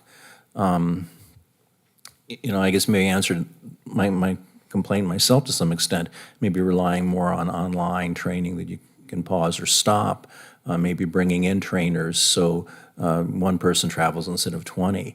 Any other thoughts about that in terms of improving training? Well, a couple things. Number one, yeah, you're right on target on that. There are times where you can bring instructors in and maximize not only their time of the personnel, but your money. So that certainly is a way, you're right. I can't speak to SWAT, Jervis speak to that, but I believe analogous to SWAT is hazmat and technical rescue training in the fire service. The issue with those is they're low-frequency, high-risk events. Right. They're your highest risk events that any firefighter will go to, and they're the ones that go to the least. So you take that scenario and you go, well, if this is the highest risk I'm ever going to face, but I don't do it very often, you have to have the training to substitute for the lack of activity that you get on those calls. Because as someone that I ran special operations for Metropolitan Fire Department for 6 or 7 years, and when you get that call, and they will come. You got to go. They will come. They will go, and you've got to solve it. And you have to have the training that backs it up, because what you don't want to do is get into an after-action report with your police or fire personnel, and they say, well, we haven't trained in that since this date. So you're right, it is the cost. In the fire service, the byline is training like your life depends upon it, because it does. And it really does. And I'm not trying to be over dramatic about that, but those are the low frequency calls. That's where you spend a lot of your training. They can do a lot of the bread and butter training at the fire training center when it comes to structural firefighting, confinement, extinguish, ventilation, some vehicle extrication. It's these other classes that they may not have the equipment, well, they have the equipment, may not have the instructor expertise here. But I like your example to bringing them in, and I think that's certainly something to look at. I've done that myself many times, and you can get 10 or 15 people trained versus sending 3 people to another state. Thank you very much. Yes, the sir. report and your comments have been extremely valuable, and I hope that we have the political will and the resolution to carry out the recommendations. Very, very important. Thank you. Yes, sir. Thank you. Any further questions of Mark? Briefly, Harold? I know we're probably excited to get on to the next topic, but Okay. so in consultation with Chief and kind of reviewing through some of his reports, one of the concerns I have as a city manager is, again, echoes the staffing, the minimum staffing level that we have, and that we have a fully involved event. We're basically emptying out every piece of equipment and every fire station that we have across the community to respond to that one call. But 30% of the time, we have a second call that comes in. So I guess my question is this recommendation of this additional staffing and engine at Station 5, is that going to help us alleviate that, to have some extra staff back in the house to respond to that second call, the 30% of the time that our staff is out responding to a fully involved event? Yeah, great question. And yeah, it does. Because what happens now, your 5 stations, you get a structural fire, all 5 are empty. Everyone's going. You have 4 engines and you have your ladder truck. So nothing is left behind. If that's a working fire where they're all committed, then you're relying on callbacks of personnel. Again, you may get some help for some contiguous stations, as Minot rule, but you're empty. What the additional staffing does is a couple things. The additional engine at 5 does give you some capacity to have something back, but when you have 4 persons on the engine, it's possible to drop one of those engines off the response. So therefore, if you have 3 at 4 engines, it's 12. You could send 3 engines with 4, and that's 12, and one of the engines can stay back. So that is a benefit of 4-person staffing, is you can drop an apparatus off the response that stays back in the city for the next call. Your resiliency numbers, as Ms. Stewart, manager, is mentioning, is the numbers to where how many times is that engine answering a call in their first due area. We look at about 90% is the breakover piece. Anything under 90, all of your stations are under 90%. I think Station 2 is 87%. So anytime you're under 90, it means your resiliency number is dropping to where you need to start thinking about adding another piece of equipment because your apparatus are not available to run calls in their own district when they need to. The last point is under NFPA 1710 and OSHA, firefighters cannot enter a structural fire unless there's two people outside of the structure, unless there's an imminent threat or there's a life safety issue. So let's say, for example, an engine pulls up to a residential fire tonight with 3 people on it. Without any other indication about who may be home or whatnot, those 2 firefighters, which is the captain and the firefighter, can enter that structure with the hose line because they may encounter a rescue. There could be a trapped occupant.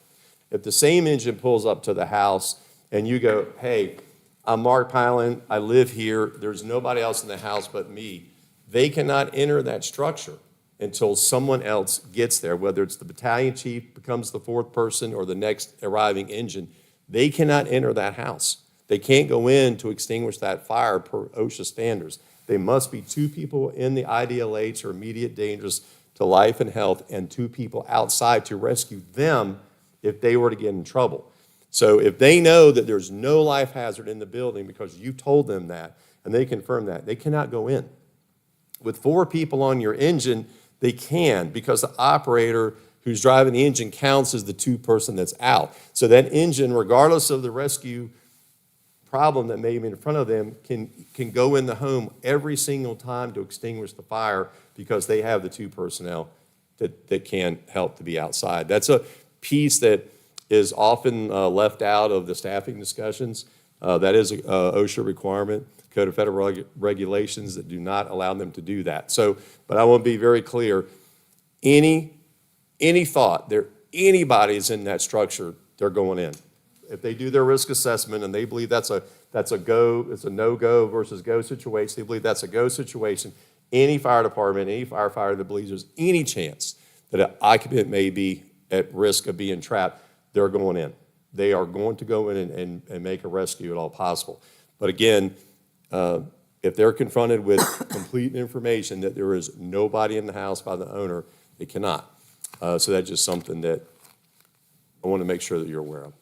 So in essence, to summarize, your recommendation for additional staff in this capacity would improve the safety situation of our firefighters themselves in responding to these calls. Absolutely. 2, helps us respond with better resources faster, which time is critical in an incident like this.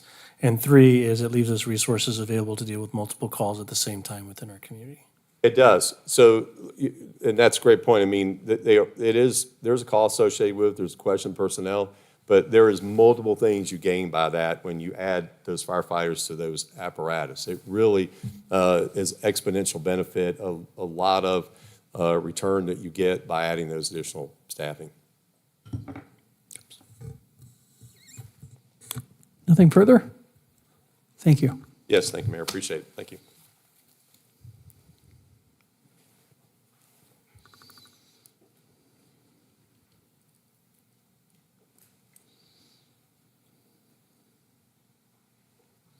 Council, good evening. Thank you for having me.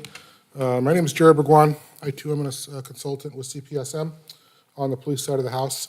Sorry, I didn't catch your name, sir. Jared Bergwan. Jared. Okay. By way of history, I'm a retired police chief out of Southern California. I retired in 2019. I've been doing consulting work since that time.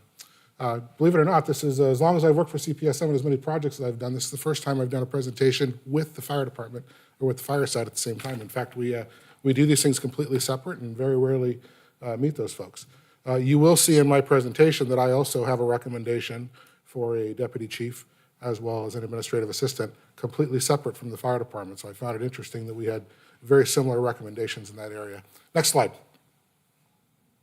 So very quickly, our team, myself, retired police chief out of Southern California. John Perez is another retired chief that was on our team. He too is out of Southern California. Gene Ellis, was on our team as a subject matter expert, retired chief out of the state of Texas and the state of Iowa. Dov Chels, same person that Mark mentioned, does director of quantitative analysis for CPSM. They do the data work. Shan Zhao is our data analysis, and then we have a senior editor that takes care of putting the report together. Next slide. So our methodology and how we do these assessments. We look at things with an eye towards efficiency, not necessarily just building a bigger widget, so to speak, but how do you do things better? How do you be efficient in what you're actually doing? So we start with data analysis. That is, we take massive amounts of data out of your police CAD system. We take 12 months of data, and then we break it down into two specific 8-week periods, one in the summer, one in the winter. We do interviews with people in the organization. Everybody from the chief through the lieutenants are all going to get individual interviews. And then in addition to that, when we do a site visit, we're going to do significant focus groups where we meet with large groups of employees in the department. We ask the department for a number of documents, that we review those documents, we make our observations, and then ultimately the recommendations that we make have to do with a standardized approach to industry best practices. Next slide. So the report that's in front of you altogether is about 141 pages. That includes both the data analysis report that came from Dov's team, as well as the analysis report put together by the subject matter experts. We have in that report 78 recommendations.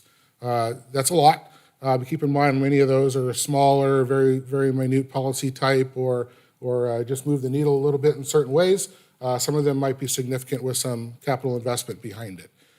It is not to be intended to be an indictment of the organization. In fact, our opinion of this organization, the police department, is very positive.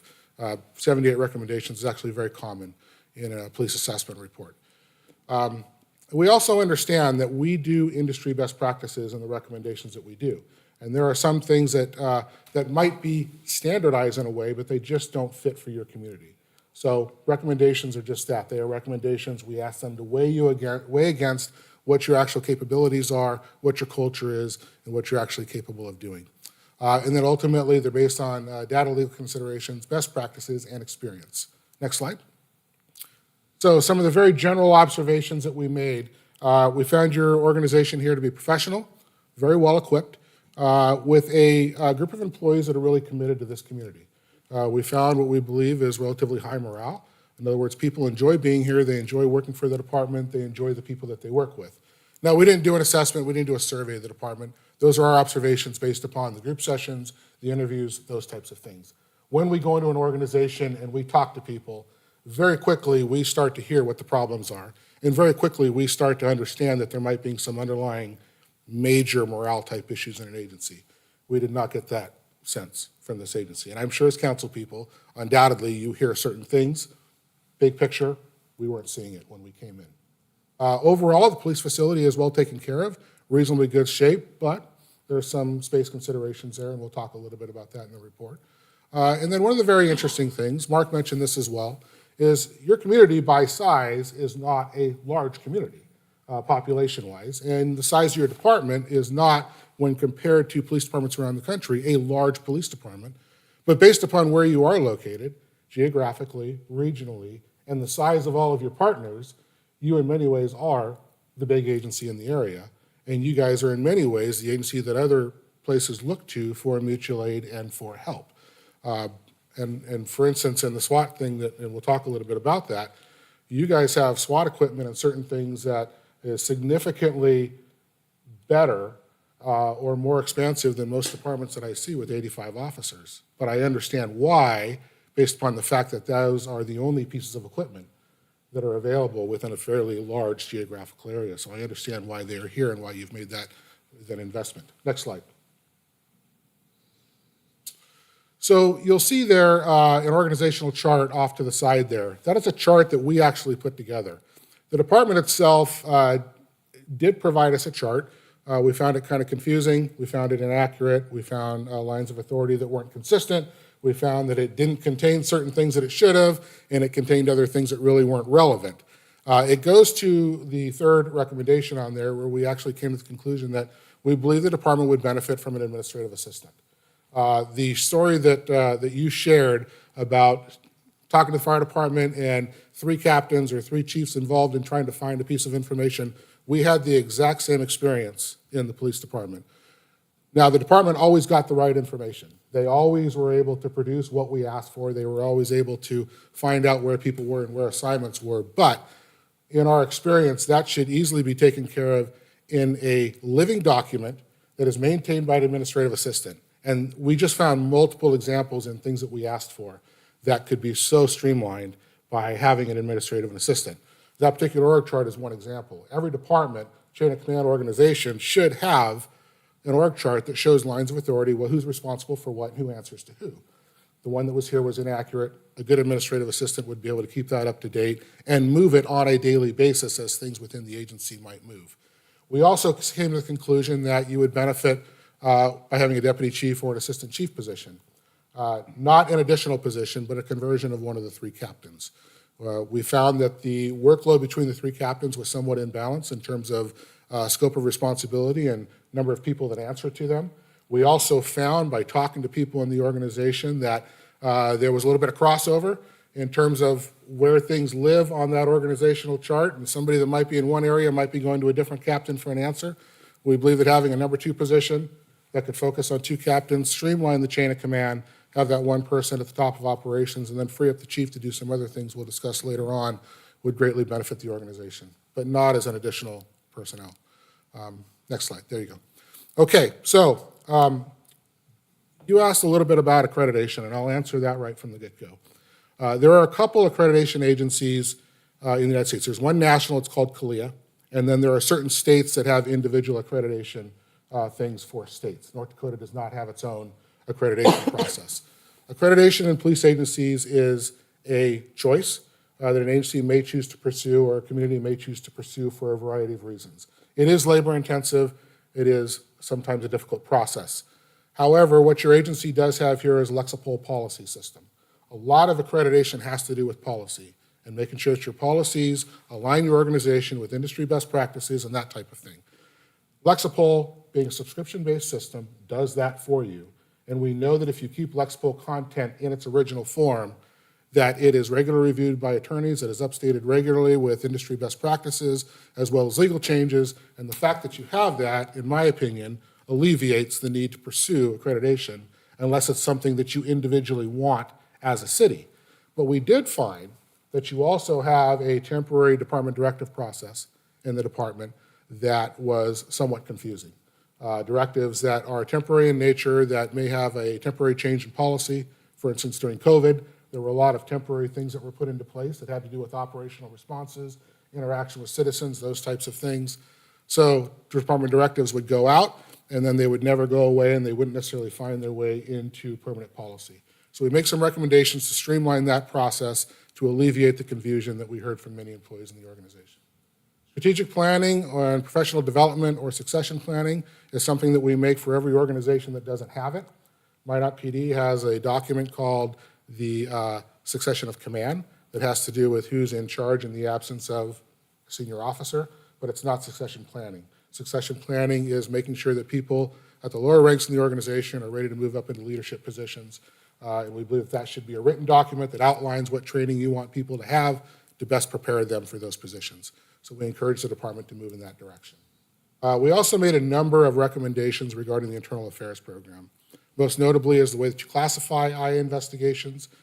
We found some examples within the IA process that officers were getting labeled with an actual personnel complaint in their file when in fact it was really just a service complaint, that somebody was upset about some level of service and not the individual actions of an officer. So we have a number of recommendations in there to clean that up and also streamline the process by investing in an off-the-shelf technology software platform that will organize that for you and do the work. Next slide. So in the report, there are a number of tables and graphs. This is one example of it where we benchmark your community against other similar communities. Dev's team intentionally looks for other cities in North Dakota, somewhat similar in population, somewhat comparable, and then you put in there where Minot compares to many of those other cities. So you can see that benchmarked against those cities, and it's benchmarked against population, they're not firm numbers. But you can see that you were lower in violent crime, and for the most part, you're lower than most of them in property crimes as well. So from a crime standpoint, you're doing pretty well here. Next slide. This is a snapshot at your staffing on the day that we were actually on site. From talking to staff, we understand this number moves pretty regularly. In fact, talking to Captain Sunheim in the back, that number is there's even more vacancies today than there was when we were here a couple months ago for the site visit. But that is ultimately the authorized number, the funded positions, as well as the actual numbers on the day that we were there. The vacancies at the sworn officer rank, which included everybody from senior officers, master patrol officers, detectives, all of those. The vacancies are held at various divisions, mostly in operations, as well as investigations, and they were spread out throughout the organization. We do not make recommendations in this report to add additional police officers. And the reason we don't do that is we'll get into the workload in a little bit. We think that based upon what your workload numbers are, you're reasonably well-staffed, and with the vacancies that you have, filling those, and then maybe some of the future conversions that we talk about with some other sworn people that are doing non-essential sworn duties, converting those to patrol will probably put you in a reasonably good position for the next several years. Next slide. So when we look at patrol staffing and we look at the workload, we ask a couple different questions. One of those questions is, what are the officers doing and what should they be doing? How many officers are really necessary? And then how should they really be deployed? So does your scheduling make sense? Are you a department that likes to put everybody on day shift and give them Monday through Friday off when you got a major issue on the weekends, that type of thing? So we look at those types of common sense things to see if you're deployed properly. Next slide. When we look at what officers are doing, you're going to see a number of tables and graphs in the report that look like this. This one, for instance, is the actual number of events per day that are occurring in your community.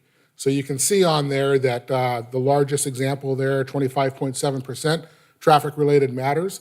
That's the single largest category of what officers are dealing with here in the city. The second category there, the red category, is general crime categories. So crime is the second.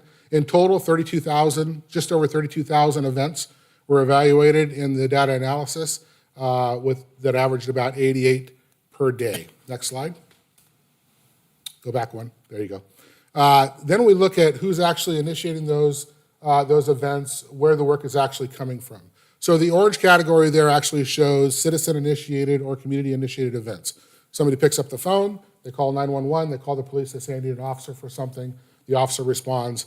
That is well over 60% of what the officers are doing on a daily basis. In fact, 69.6% to be exact. The green category there is police-initiated work. So officers stopping a subject that might be walking down the sidewalk for suspicious behavior, making a traffic stop for a traffic violation, something that the officer actually initiates. That's encompassing almost 27% of the workload. And then, not to confuse things, but it is in there for a reason, where you see 0 on scene, that is something that we use because the actual call that was in the CAD system had such a short period of time, less than 60 seconds, that we excluded it from the overall analysis. And it happens for a number of reasons. A perfect example might be an officer sees a call on the screen that says that there is a loud music coming from a certain corner, for instance. And the officer is on his way to another call. He's not dispatched to that one, but on his way to the other call, he happens to drive by, roll down the windows, and say, well, the music's not going on anymore. He may very well tell dispatch, hey, I'm en route to this other call, but you can clear this call off the screen because it's resolved. It's no longer there. When that happens, it was an actual call. Time was invested, but it wasn't captured in CAD. So we call it a 0 on scene, and we exclude it from the overall time analysis for what officers are doing. Next slide. Then we look at out-of-service activity, and this goes into things that are not necessarily officer-initiated, things that are not necessarily community-initiated, but it kind of paints a picture as to what officers are actually doing with their shift every single day. Your department uses a generalized term of out-of-service a lot, 2,500 times through the year for an average of about 33 minutes every time they used it. That doesn't help you from a management standpoint. It doesn't help you from a supervisory standpoint to understand what they're doing when they're out of service. So we make a recommendation to create some more categories in there so officers are being a little bit more specific about what they're doing, so you know what it is, and so supervisors know what it is to better account for it and make sure that it's being judicious. Another example in there is third one down where you see reports for an average of 24 minutes each time, but only recorded 44 times throughout the year, which tells us that officers are not capturing the report time. That is very normal in police culture. By nature of police culture, it says you're to be available as much as possible if a call comes in, so you don't put yourself out busy doing something. The problem is it messes up the data. So when folks like us come in and they take a look at what's going on, we know that report writing is not being captured with the frequency that it should be. So we know that in reality, even though I'm going to show you some workflow numbers, they're actually probably a little bit higher than what we actually recorded because report writing is not being recorded in the way that it should. Next slide. So when we do patrol staffing analysis, when we do workload, we look at something called the Rule of 60. The Rule of 60 has two parts. Number one is, do you have at least 60% of your sworn officers that are assigned to the patrol function, to the operations functions? So this is, to alleviate some of those things that departments have tried where, hey, they've got 100 cops, but they've got 60 of them doing specialized functions and only 40 guys working in patrol, and then they're screaming that they need more people. Well, the reason you need more is because you haven't allocated enough of what you have to the patrol function. So in the case of Minot, you have 65% of your sworn force, so you are well over the expected average of what should be in the patrol function in the agency. The second piece we look at is called saturation index. That is that even though you may touch 60%, we want your workload to remain under 60% of an officer's available time throughout the course of their shift on average. And where that comes from is a study that if officers are busy for more than 60% of their time, we find that psychologically they shift from a proactive stance, looking for things to solve, looking for community concerns, to sitting in their car and waiting for the next call to come in because it's so busy that you don't want to be busy and tied up and not available for calls. So we look at those two factors. Next slide. So you see a number of graphs in the report that look similar to this. This is one of the graphs that came from a 2-week period on the weekdays during a 2-week period in the winter of 2023. And the right in the middle, or I should say on the left side there you see workload percentage, and 60% is the dotted line across the middle. And then at the bottom you have the hours of the day. So from basically midnight, 1 o'clock in the morning, all the way through 11 o'clock at night, midnight at the following day. The bottom line, the orange line there, is the community-initiated traffic. So the amount of time that officers spend on their shift responding to actual calls for service. And then the line above that, the green line, designates the workload from the standpoint of total work. So it's community-initiated calls, it's officer-initiated activity, it is everything that an officer might be doing, whether they're out of service for something. So you can see on there that on average, you're kind of hovering in the high 30 percentile range, and you're touching 60%, where it starts to be a concern near 7, 8, 9 o'clock at night. Next slide. Same exact type of formula. This is weekdays during a 2-week period in the summer of 2023. You can see it's a little bit busier during the summer. You get closer to that 60% and you exceed it a little bit more. Next slide. By the way, we have that in the report for both summer and winter, weekdays and weekends. For each of those periods, you also see something that looks like this.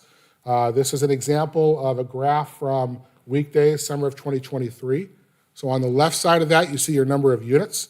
Where you see the spikes throughout the course of the day is where you have shift overlap. So you have one shift that's coming off, next shift comes on, everybody's signed into CAT at the same time, so you see the spike, and then it quickly goes back down into how many officers are actually working. But then you see the filler covers at the bottom, so you see the orange at the bottom, that's community-initiated traffic, or community-initiated calls for service. So you see at any given time, it's occupying 2.5 to 4.5 officers that are actually working, and then each of the colors represent a different type of activity. The two greens at the top, out of patrol and patrol, are in many ways one and the same. That's just the way your CAT system captured it. Next slide. So this consolidates or summarizes all the workload information for each of those 4 periods: winter, summer, weekdays, weekends. Average number of officers that are deployed throughout the course of the day. Average workload for those officers. So for instance, weekdays in the winter in the first category, at any given time you have an average of 7.8 officers and sergeants that would be out in the field working the patrol function, and at least 2.9 of them are occupied all of the time. Your average saturation index, so average workload at that time is about 37%. Your peak saturation index occurs at about 7:45 p.m. at 61%. And you see that across the board. You can see weekends winter is probably your highest in terms of peak saturation at 68%, but it only touches that for a short period of time. And because it's only there for a short period of time, we don't think there's enough to justify additional people, knowing that you have vacancies. Fill your vacancies, add them to those areas, you're going to see that number come down. We also give you some other workload mitigation things that will help potentially bring the workload down a bit, which will also lower those numbers without having to add personnel. Next slide. So this is your beat system. You are broken down into 3 individual beats throughout the city. On the A beat, for instance, has on average 28 calls per day, occupying about 23 and a half hours of labor, and it shows it all the way down for each of the 3 districts. Our opinion is that those districts are too large, and we think that that is part of the contributor to response times that could be a little bit better in the city. And we also think it could help the department to shrink those down a little bit more, break them down to have officers distributed a little bit more by working individual beats and having them closer to other calls, but also making it easier to then break down statistical information and crime analysis information happening throughout the city when you have smaller reporting districts. So that is one recommendation in there. Next slide. Average response times. So Minot PD separates the response times into 3 categories: high, medium, and low. And you can see in there how it works. So high, for instance, throughout the course of the year, 4,400 calls, overall response was 7.4 minutes. That included 2.8 minutes of dispatch processing time from the time they answer the phone, get everything entered in, get an officer dispatched, and then the travel time is self-explanatory. The benchmark for a high priority call or for an emergency priority call in this country that agencies strive to reach is about 5 minutes. And you're not quite there. Now, we think that there's 2 reasons for this.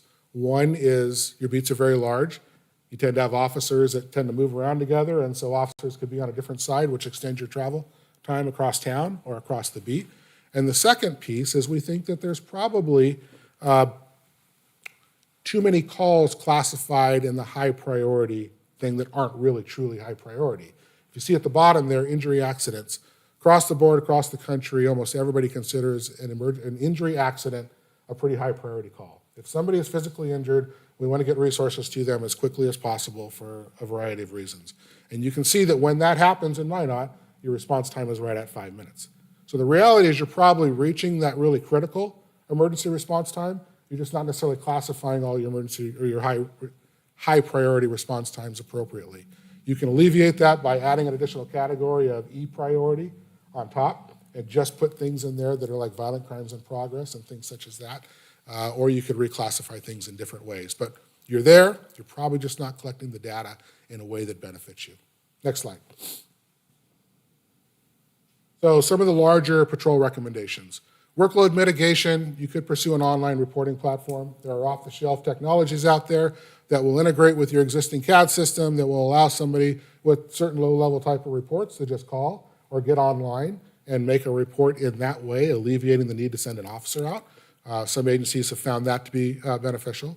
We did see some, it's not a big problem, you can see it's only off by 2 hours, but making a shift to the start time for your afternoon shift from 4 p.m. to 2 p.m., bring them in a little bit earlier. It helps beef up staffing when you start to get busier. We think that'll help you. And then we also make some recommendations on using civilians in a more productive way. I don't get into, in this presentation, talking about the animal control position, for instance, but your ACO officer really only responds to a couple calls a day. Reclassifying your animal control officer, reclassifying your parking control officer into community service officers, and maybe adding one more for broader coverage, and then allowing them to offset some of those lower level patrol calls will push the overall workload down in patrol. That recommendation in there. Next slide. Other things we talk about. We don't think this needs to be done right away, but you've got some sworn people, particularly a mass patrol officer and a sergeant that are managing both the records and the property function. That is something that most departments have completely civilianized for obvious reasons. So we think as time moves forward, as you catch up with some of your staffing issues, as you're able to add people, consider converting those positions into civilian leadership positions, and then moving those sworn people back into the patrol function. We also think that there's an opportunity to, or what many agencies have found is bringing in even part-time retired folks, retired officers, bring them back on a part-time basis to help offset some of the workload in property and evidence as well as some of the cold case functions. We talked a little bit about fleet. I saw you had an item today on the agenda to add to your fleet. In general, we found your fleet to be in pretty good condition, but you have a shared fleet, meaning that the car is running almost 24/7. One officer's using it, he comes in at the end of shift, it's going out almost immediately. When you have that type of structure, you inevitably, based upon our experience and our observations, you see a structure where cars break down a lot faster. Cars are not as well cared for because everybody's sharing it. If you can bring enough cars online to create something where two officers are sharing that throughout the course of the day, it creates more ownership because they're driving the same car every day. They're taking better care of it. Your department, as a result of a management decision, nothing wrong with this, has elected to keep certain types of equipment like rifle platforms assigned to the car as opposed to all the officers. We made some officer observations that some of those rifle platforms are not getting sighted in, they're not being tested with the frequency that they should. When officers own it, when they have it, when they've got the same car every day, we find that things like that get improved.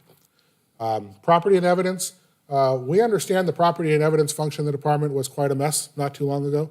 And what we observed was actually a pretty well-organized system. We understand that's a fairly recent change that was made in the agency, but we do think it's somewhat problematic that you have different storage locations. And you do that because of your infrastructure dynamics. We know there's some discussion about the future site of where the police are going to be co-located. Consolidating those storage locations, we believe, would be beneficial. Next slide. So recruitment and training. You have an administrative sergeant that has a lot on his or her plate, including the recruitment piece, as well as the community policing piece. And then you're down on recruitment. You're having a difficult time keeping up with your vacancies and really capitalizing on some of those assets that you have in town that should be a recruiting fee or pool. Your schools, for one. We're told that your SRL program used to be a huge piece to recruit people.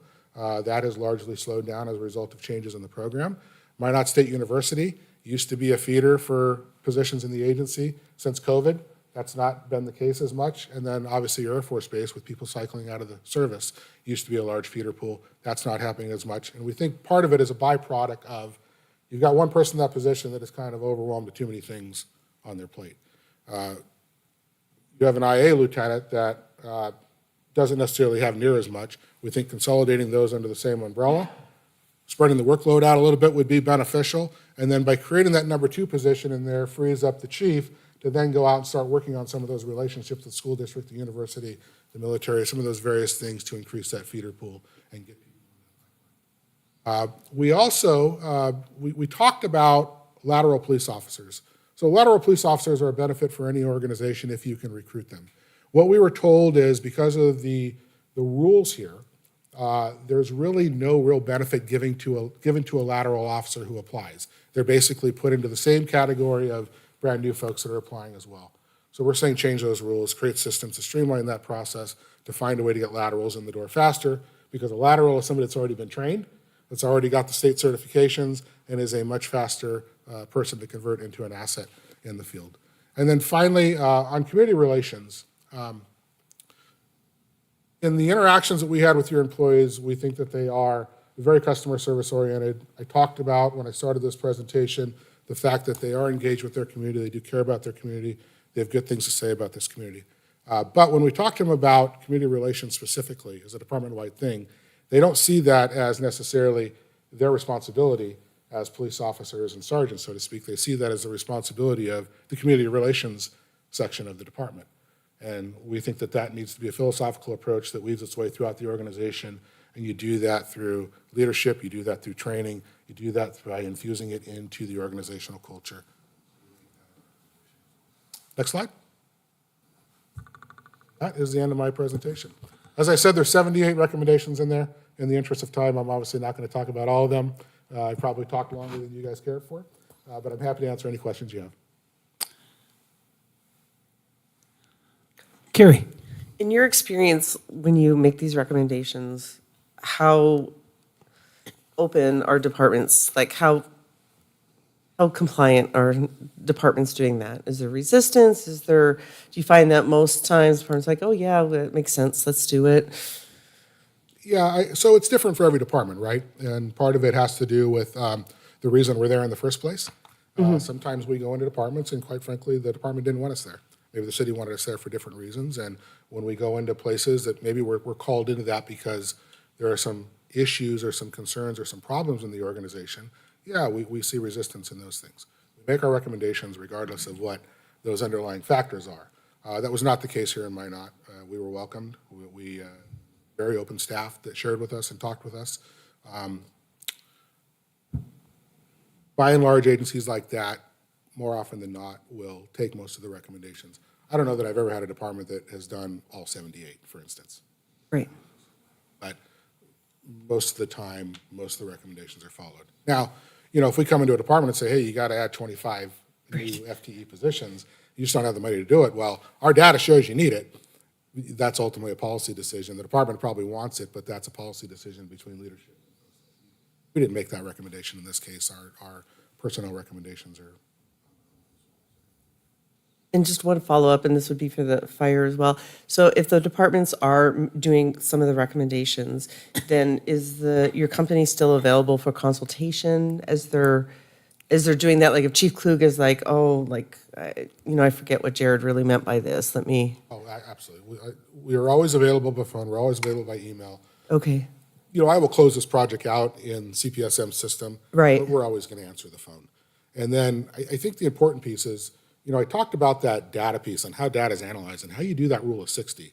Right. Well, we'd strongly encourage you to fix some of those underlying issues, capture your time in a better way, fill your vacancies, and then look at those numbers again in 3 or 4 years down the road. Because if you've put in some workload mitigation things, but you've corrected the report writing issue and officers are much better at actually capturing what they're doing. I will tell you, when we interviewed your officers, they thought they were busier than what the data showed. They felt that they were, right? Now, that could be that they were, and they're just shooting themselves in the foot by not recording everything because culture does that. So fix some of those underlying issues and come back and run that data again in 3 or 4 years down the road and see if those percentages, or run it yourself. It's not that difficult to go into your own CAD system and find a way, if you have the right IT talent, to go in there and look at that type of stuff yourself. Steve? I'll wait for somebody else. Okay. Mr. Mayor? Yes, Lisa? Thank you. So obviously, one of the recommendations you had made was recruitment, and I'm sure there's a lot of departments across the country that are facing that same thing. Have there been some success stories? Have there been ways that have worked well for recruiting? Well, I think, so in our experience, I don't mean to be political. I try to stay away from politics, but I find that in communities where police support is very strong, and I think Minot's one of those communities based upon what we heard, we're finding that those communities are bouncing back much faster from the shortages that they experienced during the pandemic. I've highlighted some things that I think are holding you guys back a little bit. But a lot of those places are being successful at getting ahead of the recruiting curve.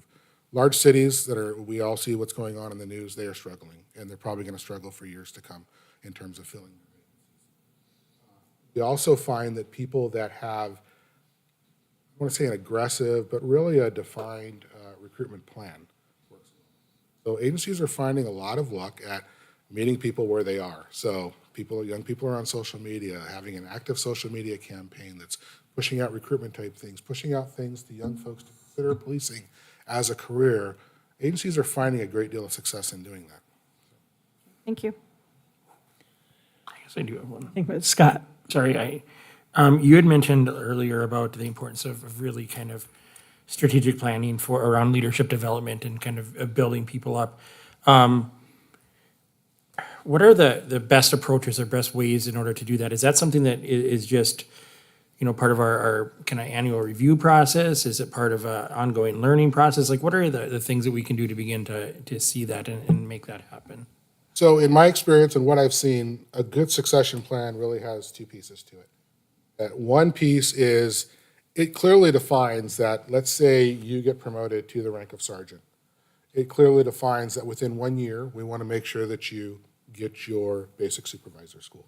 more often than not, that's a state mandate that a new sergeant has to be supervisor. But then beyond that, there is more enhanced supervisor level training that's available, whether it's available here in North Dakota or elsewhere, that will enhance the teaching a supervisor how to be an effective supervisor and preparing that person for the next level, right? And the same thing exists when people move into management.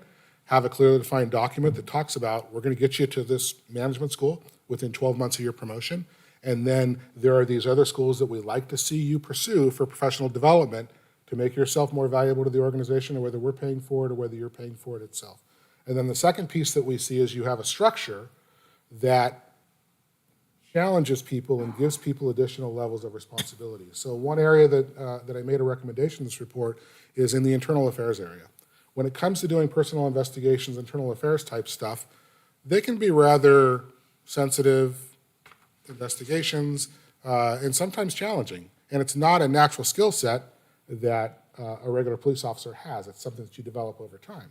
Well, some personal investigations are really pretty critical, and then some are really rather low level, right? If it's just a simple discourtesy thing, our recommendation is instead of having lieutenants and captains do all those investigations, take some of those real simple things and push them down to the sergeants to give them the experience and the exposure to do some of that administrative style work on something that isn't critically important to the organization, right?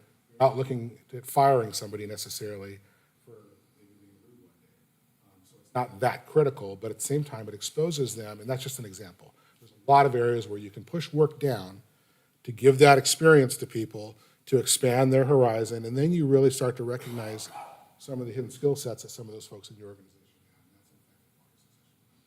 have. And then kind of following up on that, is there any, within your suggestions for the changing of positions around and is there value in that in helping with kind of both leadership development and retention purposes?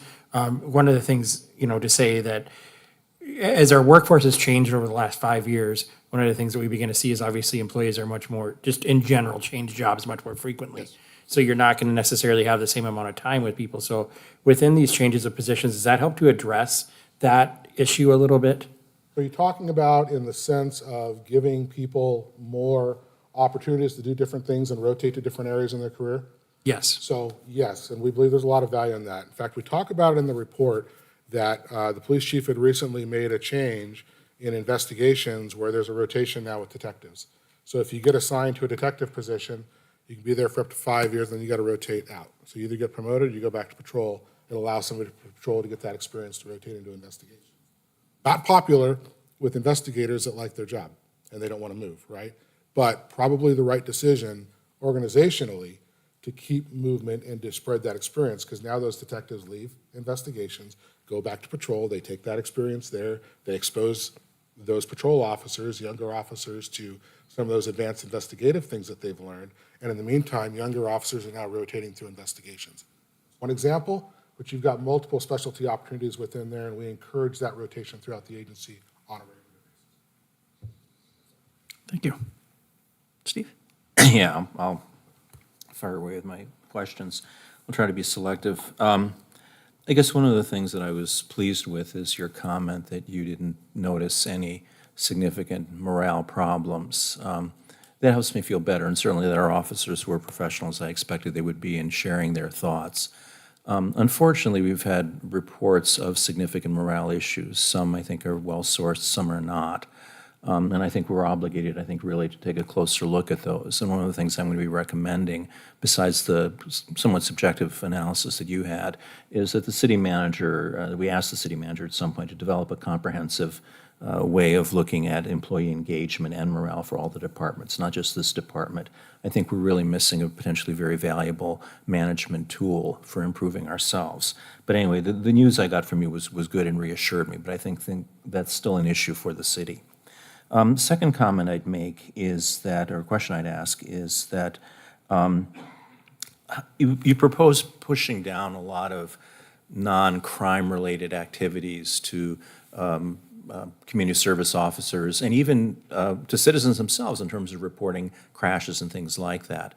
How well is that received by the general public in other areas? I guess I'm a little hesitant about that. I think it makes sense organizationally and in terms of efficiency, But I think when someone's paying their taxes and they call the police, I think many times they want somebody in a blue uniform, maybe a brown uniform, that might be enough. Maybe the uniform is what counts, not the color, to show up. How is that received by the general public? So I started this presentation off where I said, the recommendations we make, we believe are best practices, but they're not always a fit for every community. And I've heard that very concern in a lot of places. Now, there are certain parts of the country, you go to the West Coast, for instance, and civilianization is pretty common, right? They've embraced it. But there is a significant wage gap between what sworn officers are making and civilians. Agencies in many areas like that have really been forced to civilianize from a cost-saving standpoint. Right. Because of the difference between the two positions. And then as a result, it really catapulted itself. I came from an organization that used a lot of civilians in a lot of different, in fact, we even used civilians as detectives. And our experience was positive with it. Now, it's always balanced, and there's always some folks that may not appreciate it. That's where you have to kind of figure out how you're going to manage things from a safety standpoint, service standpoint. Civilianization is a force multiplier that is an efficiency thing that a lot of cities can and should consider. But I'm also sensitive to the fact that it doesn't necessarily fit. And I would never suggest civilianizing at the expense of sworn officers. For instance, you always need to have enough folks that are carrying guns that have the powers of arrest and the critical things, skill set that an officer has in sufficient numbers to handle what needs to be handled in your city. But when we talk about workload, when we talk about how to balance out workload in a more effective manner, when you've got a lot of low-hanging type of incidents that are occurring, right? Like, for instance, non-injury traffic collisions are an almost perfect example. A non-injury traffic collision is, for all intents and purposes, a civil matter. People don't think of it like that if they got involved in a fender bender. That's not their mindset. They need a police officer. They want a police report. They want that tool to give to their insurance company to kind of leverage getting their car fixed. But for all intents and purposes, it is a civil matter. And so you have to question, is there really a need to put a high-paid gun carrier with powers of arrest to do a report for somebody's civil thing? The civilian labor piece is a perfect solution to that for many agencies. It's not necessarily a fit, but administratively, management-wise, efficiency, it is a perfect fit in many ways. And there's a lot of examples like that. The advantage is if you go out and handle, it's 2 officers to go handle a potential traffic accident with a traffic hazard, and maybe they're there for 45 minutes to an hour handling it. They can't do That's anything a lot else. of labor time that could be better used elsewhere if you Right. could find a different labor source to do the work. I think your comments will lead to some very interesting discussions between myself and police staff. I've done a lot of emergency services work over the years, and I know I always feel much more comfortable with an officer with me. But I think, you're right. In terms of organization, it makes sense not to have people doing things they don't need their expertise and tools for. Then I think it becomes a matter of educating the public. The second question I have is a very specific one. Again, I don't hang around the police station as much as I should. But when I do, I get the sense that our investigations people are kind of at the limit of what they can manage in terms of cases. They're very dedicated, they work hard. Some of the cases are very emotionally challenging. What do you think? Am I overreacting? I sense that they're kind of on the edge. So John Perez was our consultant that actually handled the investigations piece. I had a number of discussions with John about what he found there. John did make some recommendations about kind of the division of workload and how cases are assigned, and that's in the report. But I go back to when you look at the actual workload and the number of cases. Now, interestingly enough, we have this rule of 60, and there's another formula out there that's used by IACP that has to do with a 30-30-30, but it's very similar in terms of a patrol workload piece. We have those workload tools, so to speak, to establish workload for patrol. Those tools don't necessarily exist for investigations. The best we have is there is an IACP study out there that talks about, from an efficiency standpoint, investigators that are doing high-volume investigations really should not handle any more than 300 cases in a year. Investigators are at half of that. So they're not reaching the numbers that would show a saturation based upon that metric. Now, there are certain things that can and should be done. Every department should triage cases. So if something happens at the patrol level, and they've done as much as they can with that investigation at the patrol level, and there really isn't much to follow up or anything to follow up on, it doesn't do a lot of good to then throw that case on top of a detective's pile if everything's already been done at the patrol level and it's not solvable. Some agencies do that because everything gets investigated. So you need somebody in that triage position to kind of go through it and say, sorry, this case has got to sit, and it's not going to get any more work than, somebody's got to make that decision at some point. If detectives, if there's this notion that everything's got to be worked and everything's got to be solved, we know that that's not reality. Somebody's got to manage that process and manage those expectations, and that may be part of the breakdown there. But based on sheer workload, the workload numbers in your detective bureau did not reach. That's very interesting. So maybe the issue of triage and the extent of case development that we want at the patrol level needs to be looked at, or at least we need to find out about how it's done. Next question I had, and I guess part of my worry about it is, conversations I've had and what I know about the work of investigators in certain really challenging cases, particularly sex offenses, domestic violence, and now computer offenses against children. Those are really very draining emotionally, and my heart really goes out to those investigators. There's no way I could look at pictures of child indecency and deal with sex offenders. In fact, that's the only population I don't serve clinically is sex offenders. I just can't summon up the empathy. And when you deal with a lot of those people, I'm really worried about burnout and the need to kind of cycle people in and out because it just wears at you. Anyway, next question I had, and probably last question I had, was what are your thoughts about the physical facilities and a new station? I know we've commissioned a formal facilities need and space need study. And I guess from your more operational standpoint, what are your thoughts on that? Part of what we're facing is that, I think we've run out of room. And one of the decisions the council will be faced with in the near future is whether to expand kind of on a piecemeal basis and where we are or start over again. What I found very interesting and very valuable in terms of that consultant was the life cost study analysis, whereas one option is scores of millions of dollars cheaper, bigger upfront cost, but a lot cheaper in the long run for the taxpayer. So I guess to give us your perspective on that space situation and the adequacy of the facilities. So I commented that your facility, based upon what we saw, was well cared for. So it was clean, it was organized, it was choppy. It was a little awkward in terms of, certain offices over here and then, partner people that they would normally be in the same room with might be in a completely different part of the building. So there was some awkwardness there that can and should be addressed, through a needs assessment. I'm not an architect. I don't, obviously Right. there's a lot more that goes into the future viability of an existing building as to whether or not you can, enhance the building or redo the existing building in a way that makes sense, or whether it's even structurally compliant to handle it. That's not my area of expertise. I do think changes need to be made from the long term. Just in terms of the choppiness, the workflow, we talked about the space needs on property and things like that. Because of your space needs, you've got property in different areas. That's not ideal. It's not ideal from a chain of command or chain of custody issue. It's not ideal from a just taking care of things type issue. So there's some things there that would be enhanced by having a modern workspace. That in turn would help with morale and probably help with recruiting. It always does. Get a nicer place to work People in. always like going to work in a place that's got, that's Kind of nice, a that's got follow-up gym. on that. If we decided to go to a new station, how important is it that it be centrally located? Part of the reason I ask about this is I was on the police station remodeling committee about 20 years ago, and one of the officers I worked with described the location as outstanding. The site is horrible, kind of hemmed in by the hills and stuff, and also close to the railroad tracks, which is a hazard. What are your thoughts about that? Do we need some place in the middle, or can it be on the outskirts where land is cheaper?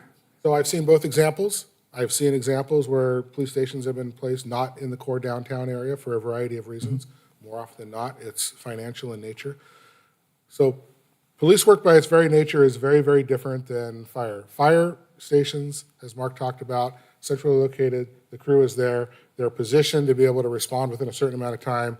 Police by its very nature, the folks are out in the field, they're mobile, right? So the home base is less important then, what becomes more important is the beat structure and how they're deployed, right? It would depend on, I would say this, how much walk-in traffic do you have at the police station?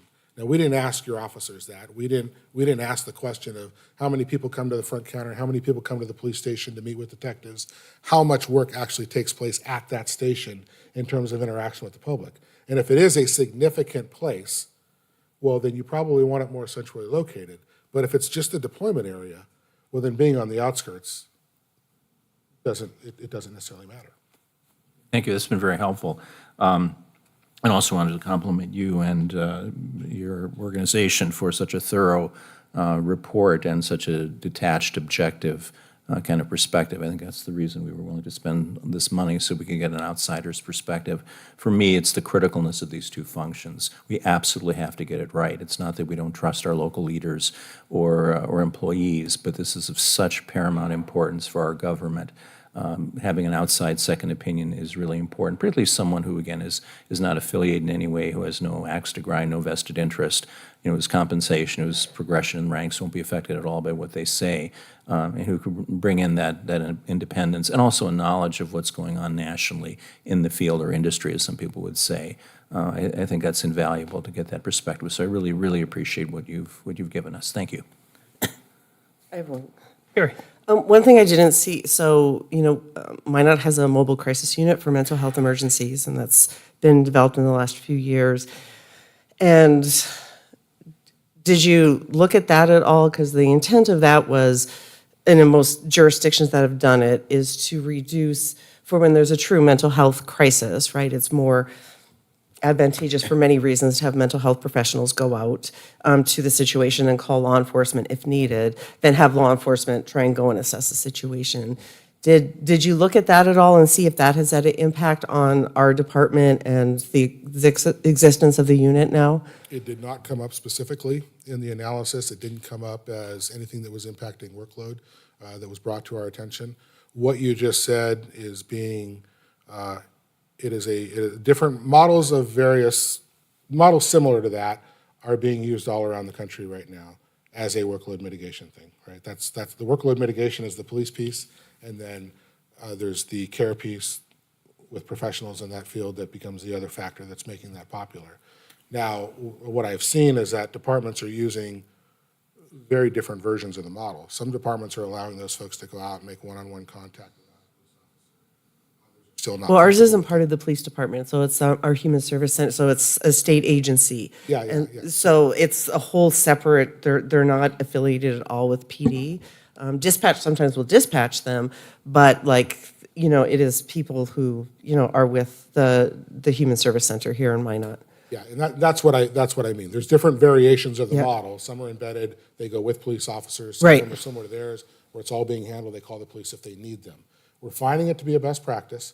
We're finding it to be an effective model. From a police standpoint, this is getting outside of the issues of what's the right tool for the problem, so to speak, right? Because sometimes, one of the criticisms of the police is that, that they don't necessarily handle folks in crisis in the most passionate way, so to speak, right? Having people with a different skill set might be better at that.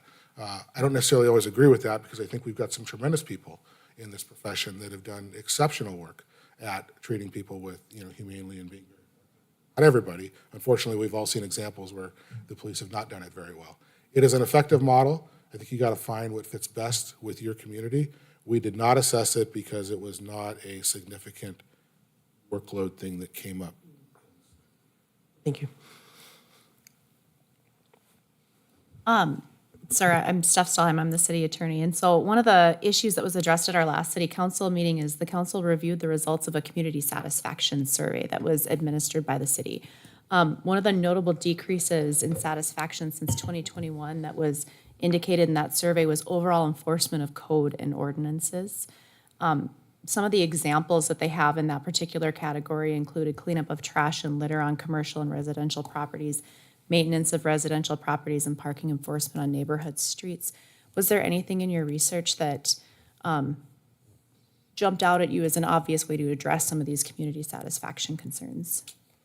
So it didn't come up in this study. We didn't have those results. Nobody discussed that when we were on site, and it wasn't part of But the very thing you're talking about, I've seen in a number of communities, and I give you some examples or give you some numbers of some jurisdictions that have seen to develop some specialized teams and different ways of attacking that through certain types of app things for residents and that sort of stuff that they have found to be very, very effective, at least from our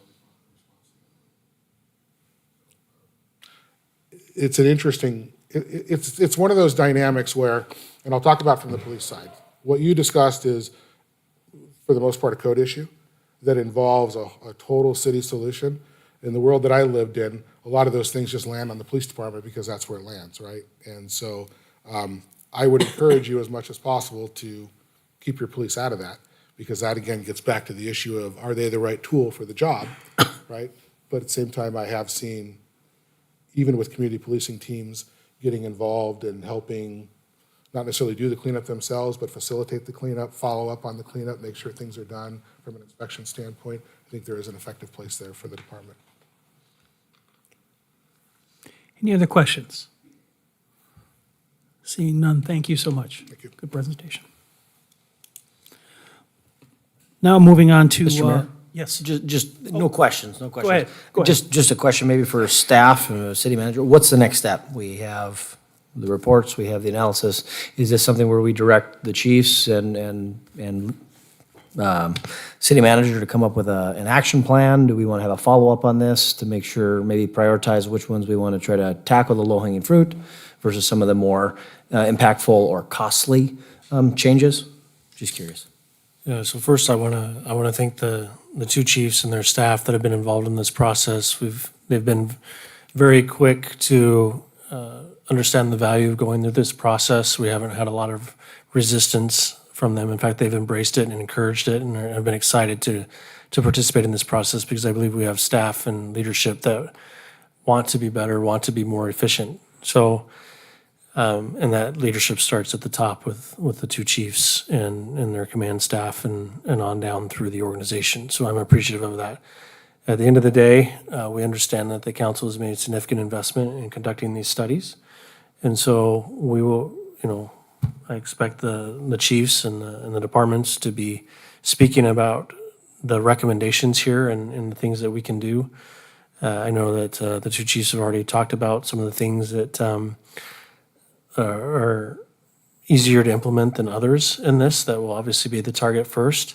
Ultimately, at the end of the day, we're having a lot of community conversation about efficiency and taxpayer dollars and those kinds of things. And this is an effort to make sure that we're working as efficient and as smart as we can without just coming and throwing resources at problems because we think that paying more money or providing more staff is going to help solve the problem.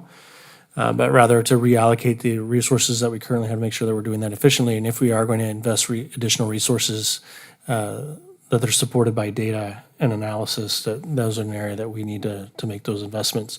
So kind of a long-winded answer to your question, and that is we're getting ready to go into the fiscal year 2025 budget process. The staff will be using this data that the council has invested in to come forward with recommendations. And I know that my office and our management team will be using this data to help analyze and prioritize where we can better utilize our current resources and probably focus on that before we begin asking for additional resources throughout the organization. Scott.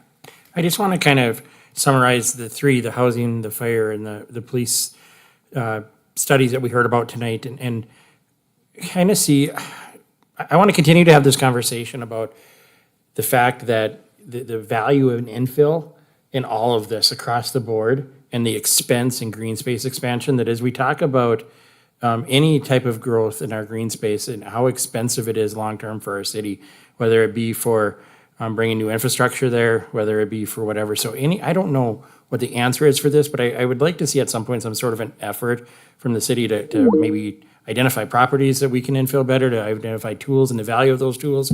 I know we've done some of that. We can just continue to talk about that. But the more that we can talk about incentivizing and growing and building our community from within rather than from without, in order to build up fiscally responsible growth for our city as we move forward. So.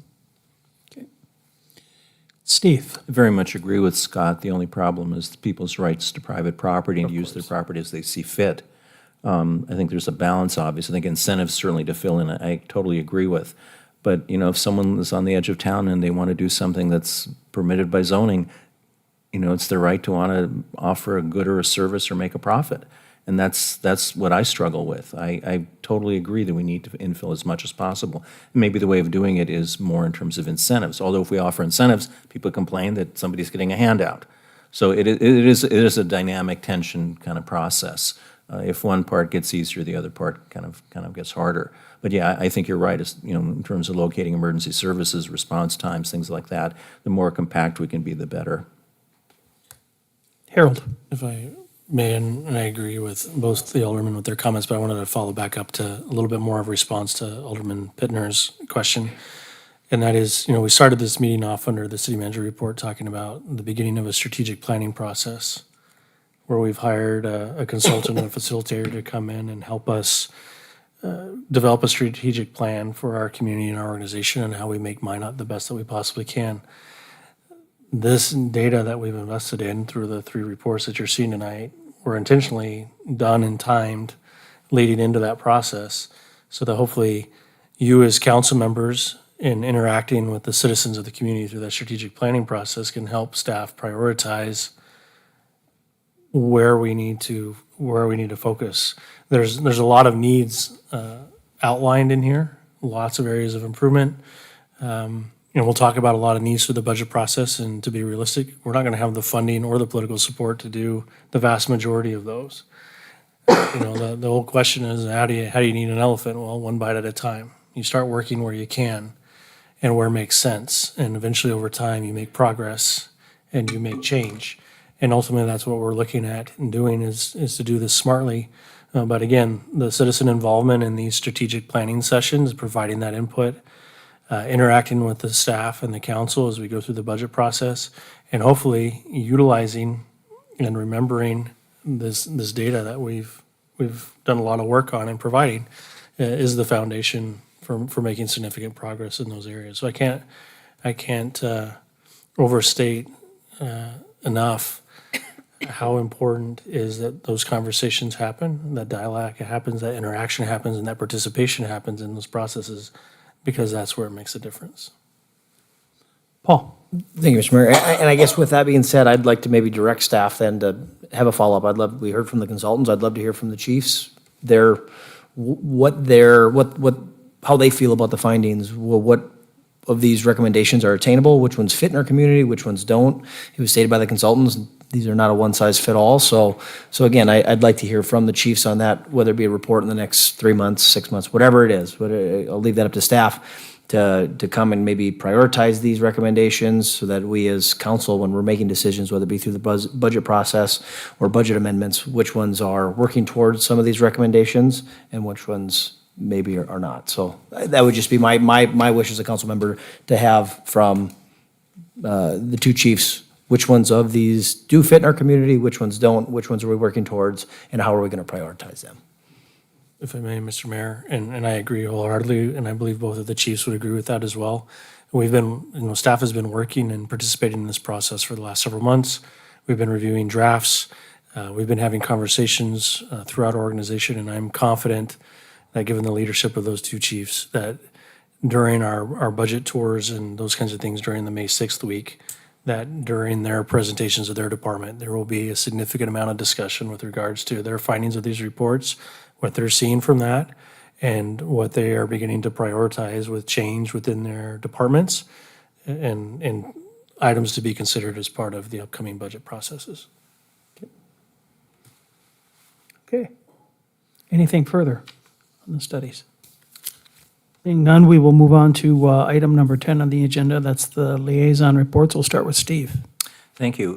Nothing much happened, or we didn't have a county planning commission meeting since my last report here. Commission on Aging has its monthly meeting this coming Friday. The only thing of relevance in terms of the emergency preparedness, emergency resource committee was a meeting on the first Thursday of this month. We had a briefing from the First District Health Unit on the kinds of resources they have in terms of dealing with some mass casualty event or some mass illness or disease outbreak.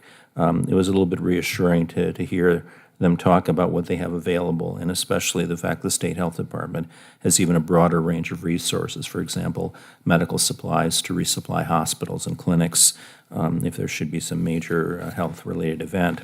But the thing that I want to report on most, and that was most significant to me, was this past Friday when I spent the entire afternoon with the fire department, particularly Battalion B, under the leadership of Battalion Chief Glenn Hardy, when they practiced swift water rescue techniques and did training by the water treatment plant. I left a little bit early. They were there, I think, probably till 6 or so. It was really interesting and very heartening to watch them practice techniques to rescue people who were trapped in the waters.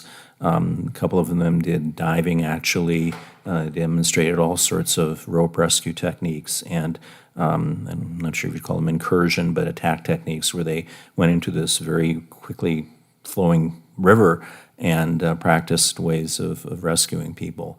I really appreciated the time they spent with me and how they taught me about what they do. It made me feel much more comfortable as a citizen, knowing we have very dedicated and trained firefighters who can rescue people from the water. It was a very educational experience. I was very impressed with their tools, and again, one of these special operations units that practices regularly. They're not needed, thankfully, very often, but when they are needed, it is a matter of life and death, and I feel very, very comfortable about them and their resources. So I really want to take my hat off to them and thank them for the opportunity to participate in their training. Carrie. My committees meet this week, so. Lisa. March 28th, I attended the Central Dakota MPO meeting, and we're still working on finding an executive director, and I think that will kind of be the turning point for this committee. A lot of the work is falling on city staff and county staff right now, and so hopefully with the hiring of an executive director, we can start moving that forward. April 9th, attended the Service Basin Planning Council Executive Board meeting, and coming up this week, Thursday, we have the County, City, School, and Park Board Liaison Committee. Thank you. Scott. I haven't had any. Mark. Lisa covered a couple of the ones that I would, but I would also like to make sure that everybody is aware that Task Force 21 is sponsoring a nuclear triad symposium on the 23rd of this month. And it is free and open to the public. You can go to Task Force, spelled out, and then 21.com for more information and to register for the event. So, or you can call the chamber. So, but many of you and many citizens will. Paul. Thank you, Mayor. Attended a department head meeting last week in preparation to these meetings. Just again, kind of see how behind the scenes, how the sausage is made, what goes into putting these meetings together, and all the work that goes to staff. So hats off to them. Renaissance Zone Board. Shout out to Brian Billingsley for shepherding some of the changes that were approved by the county as well as the school board updates and I think enhancements to the Renaissance Zone. Visit Minot, again, just continuing the good work there on not only new and upcoming events, but some of our stalwarts in the State Fair, Who's Fest, and being partners with those community events, making them the best they possibly can be. And point of privilege, happy birthday, Papa John, would have been 72 today. So, happy birthday. Okay. And my report was included in my mayor's report. So, moving on to item number 11, that is adjournment. Is there a motion? So moved. We have a motion. Is there a second? Second. Motion and a second. All in favor, say aye. Aye. All opposed? We are adjourned. Good meeting.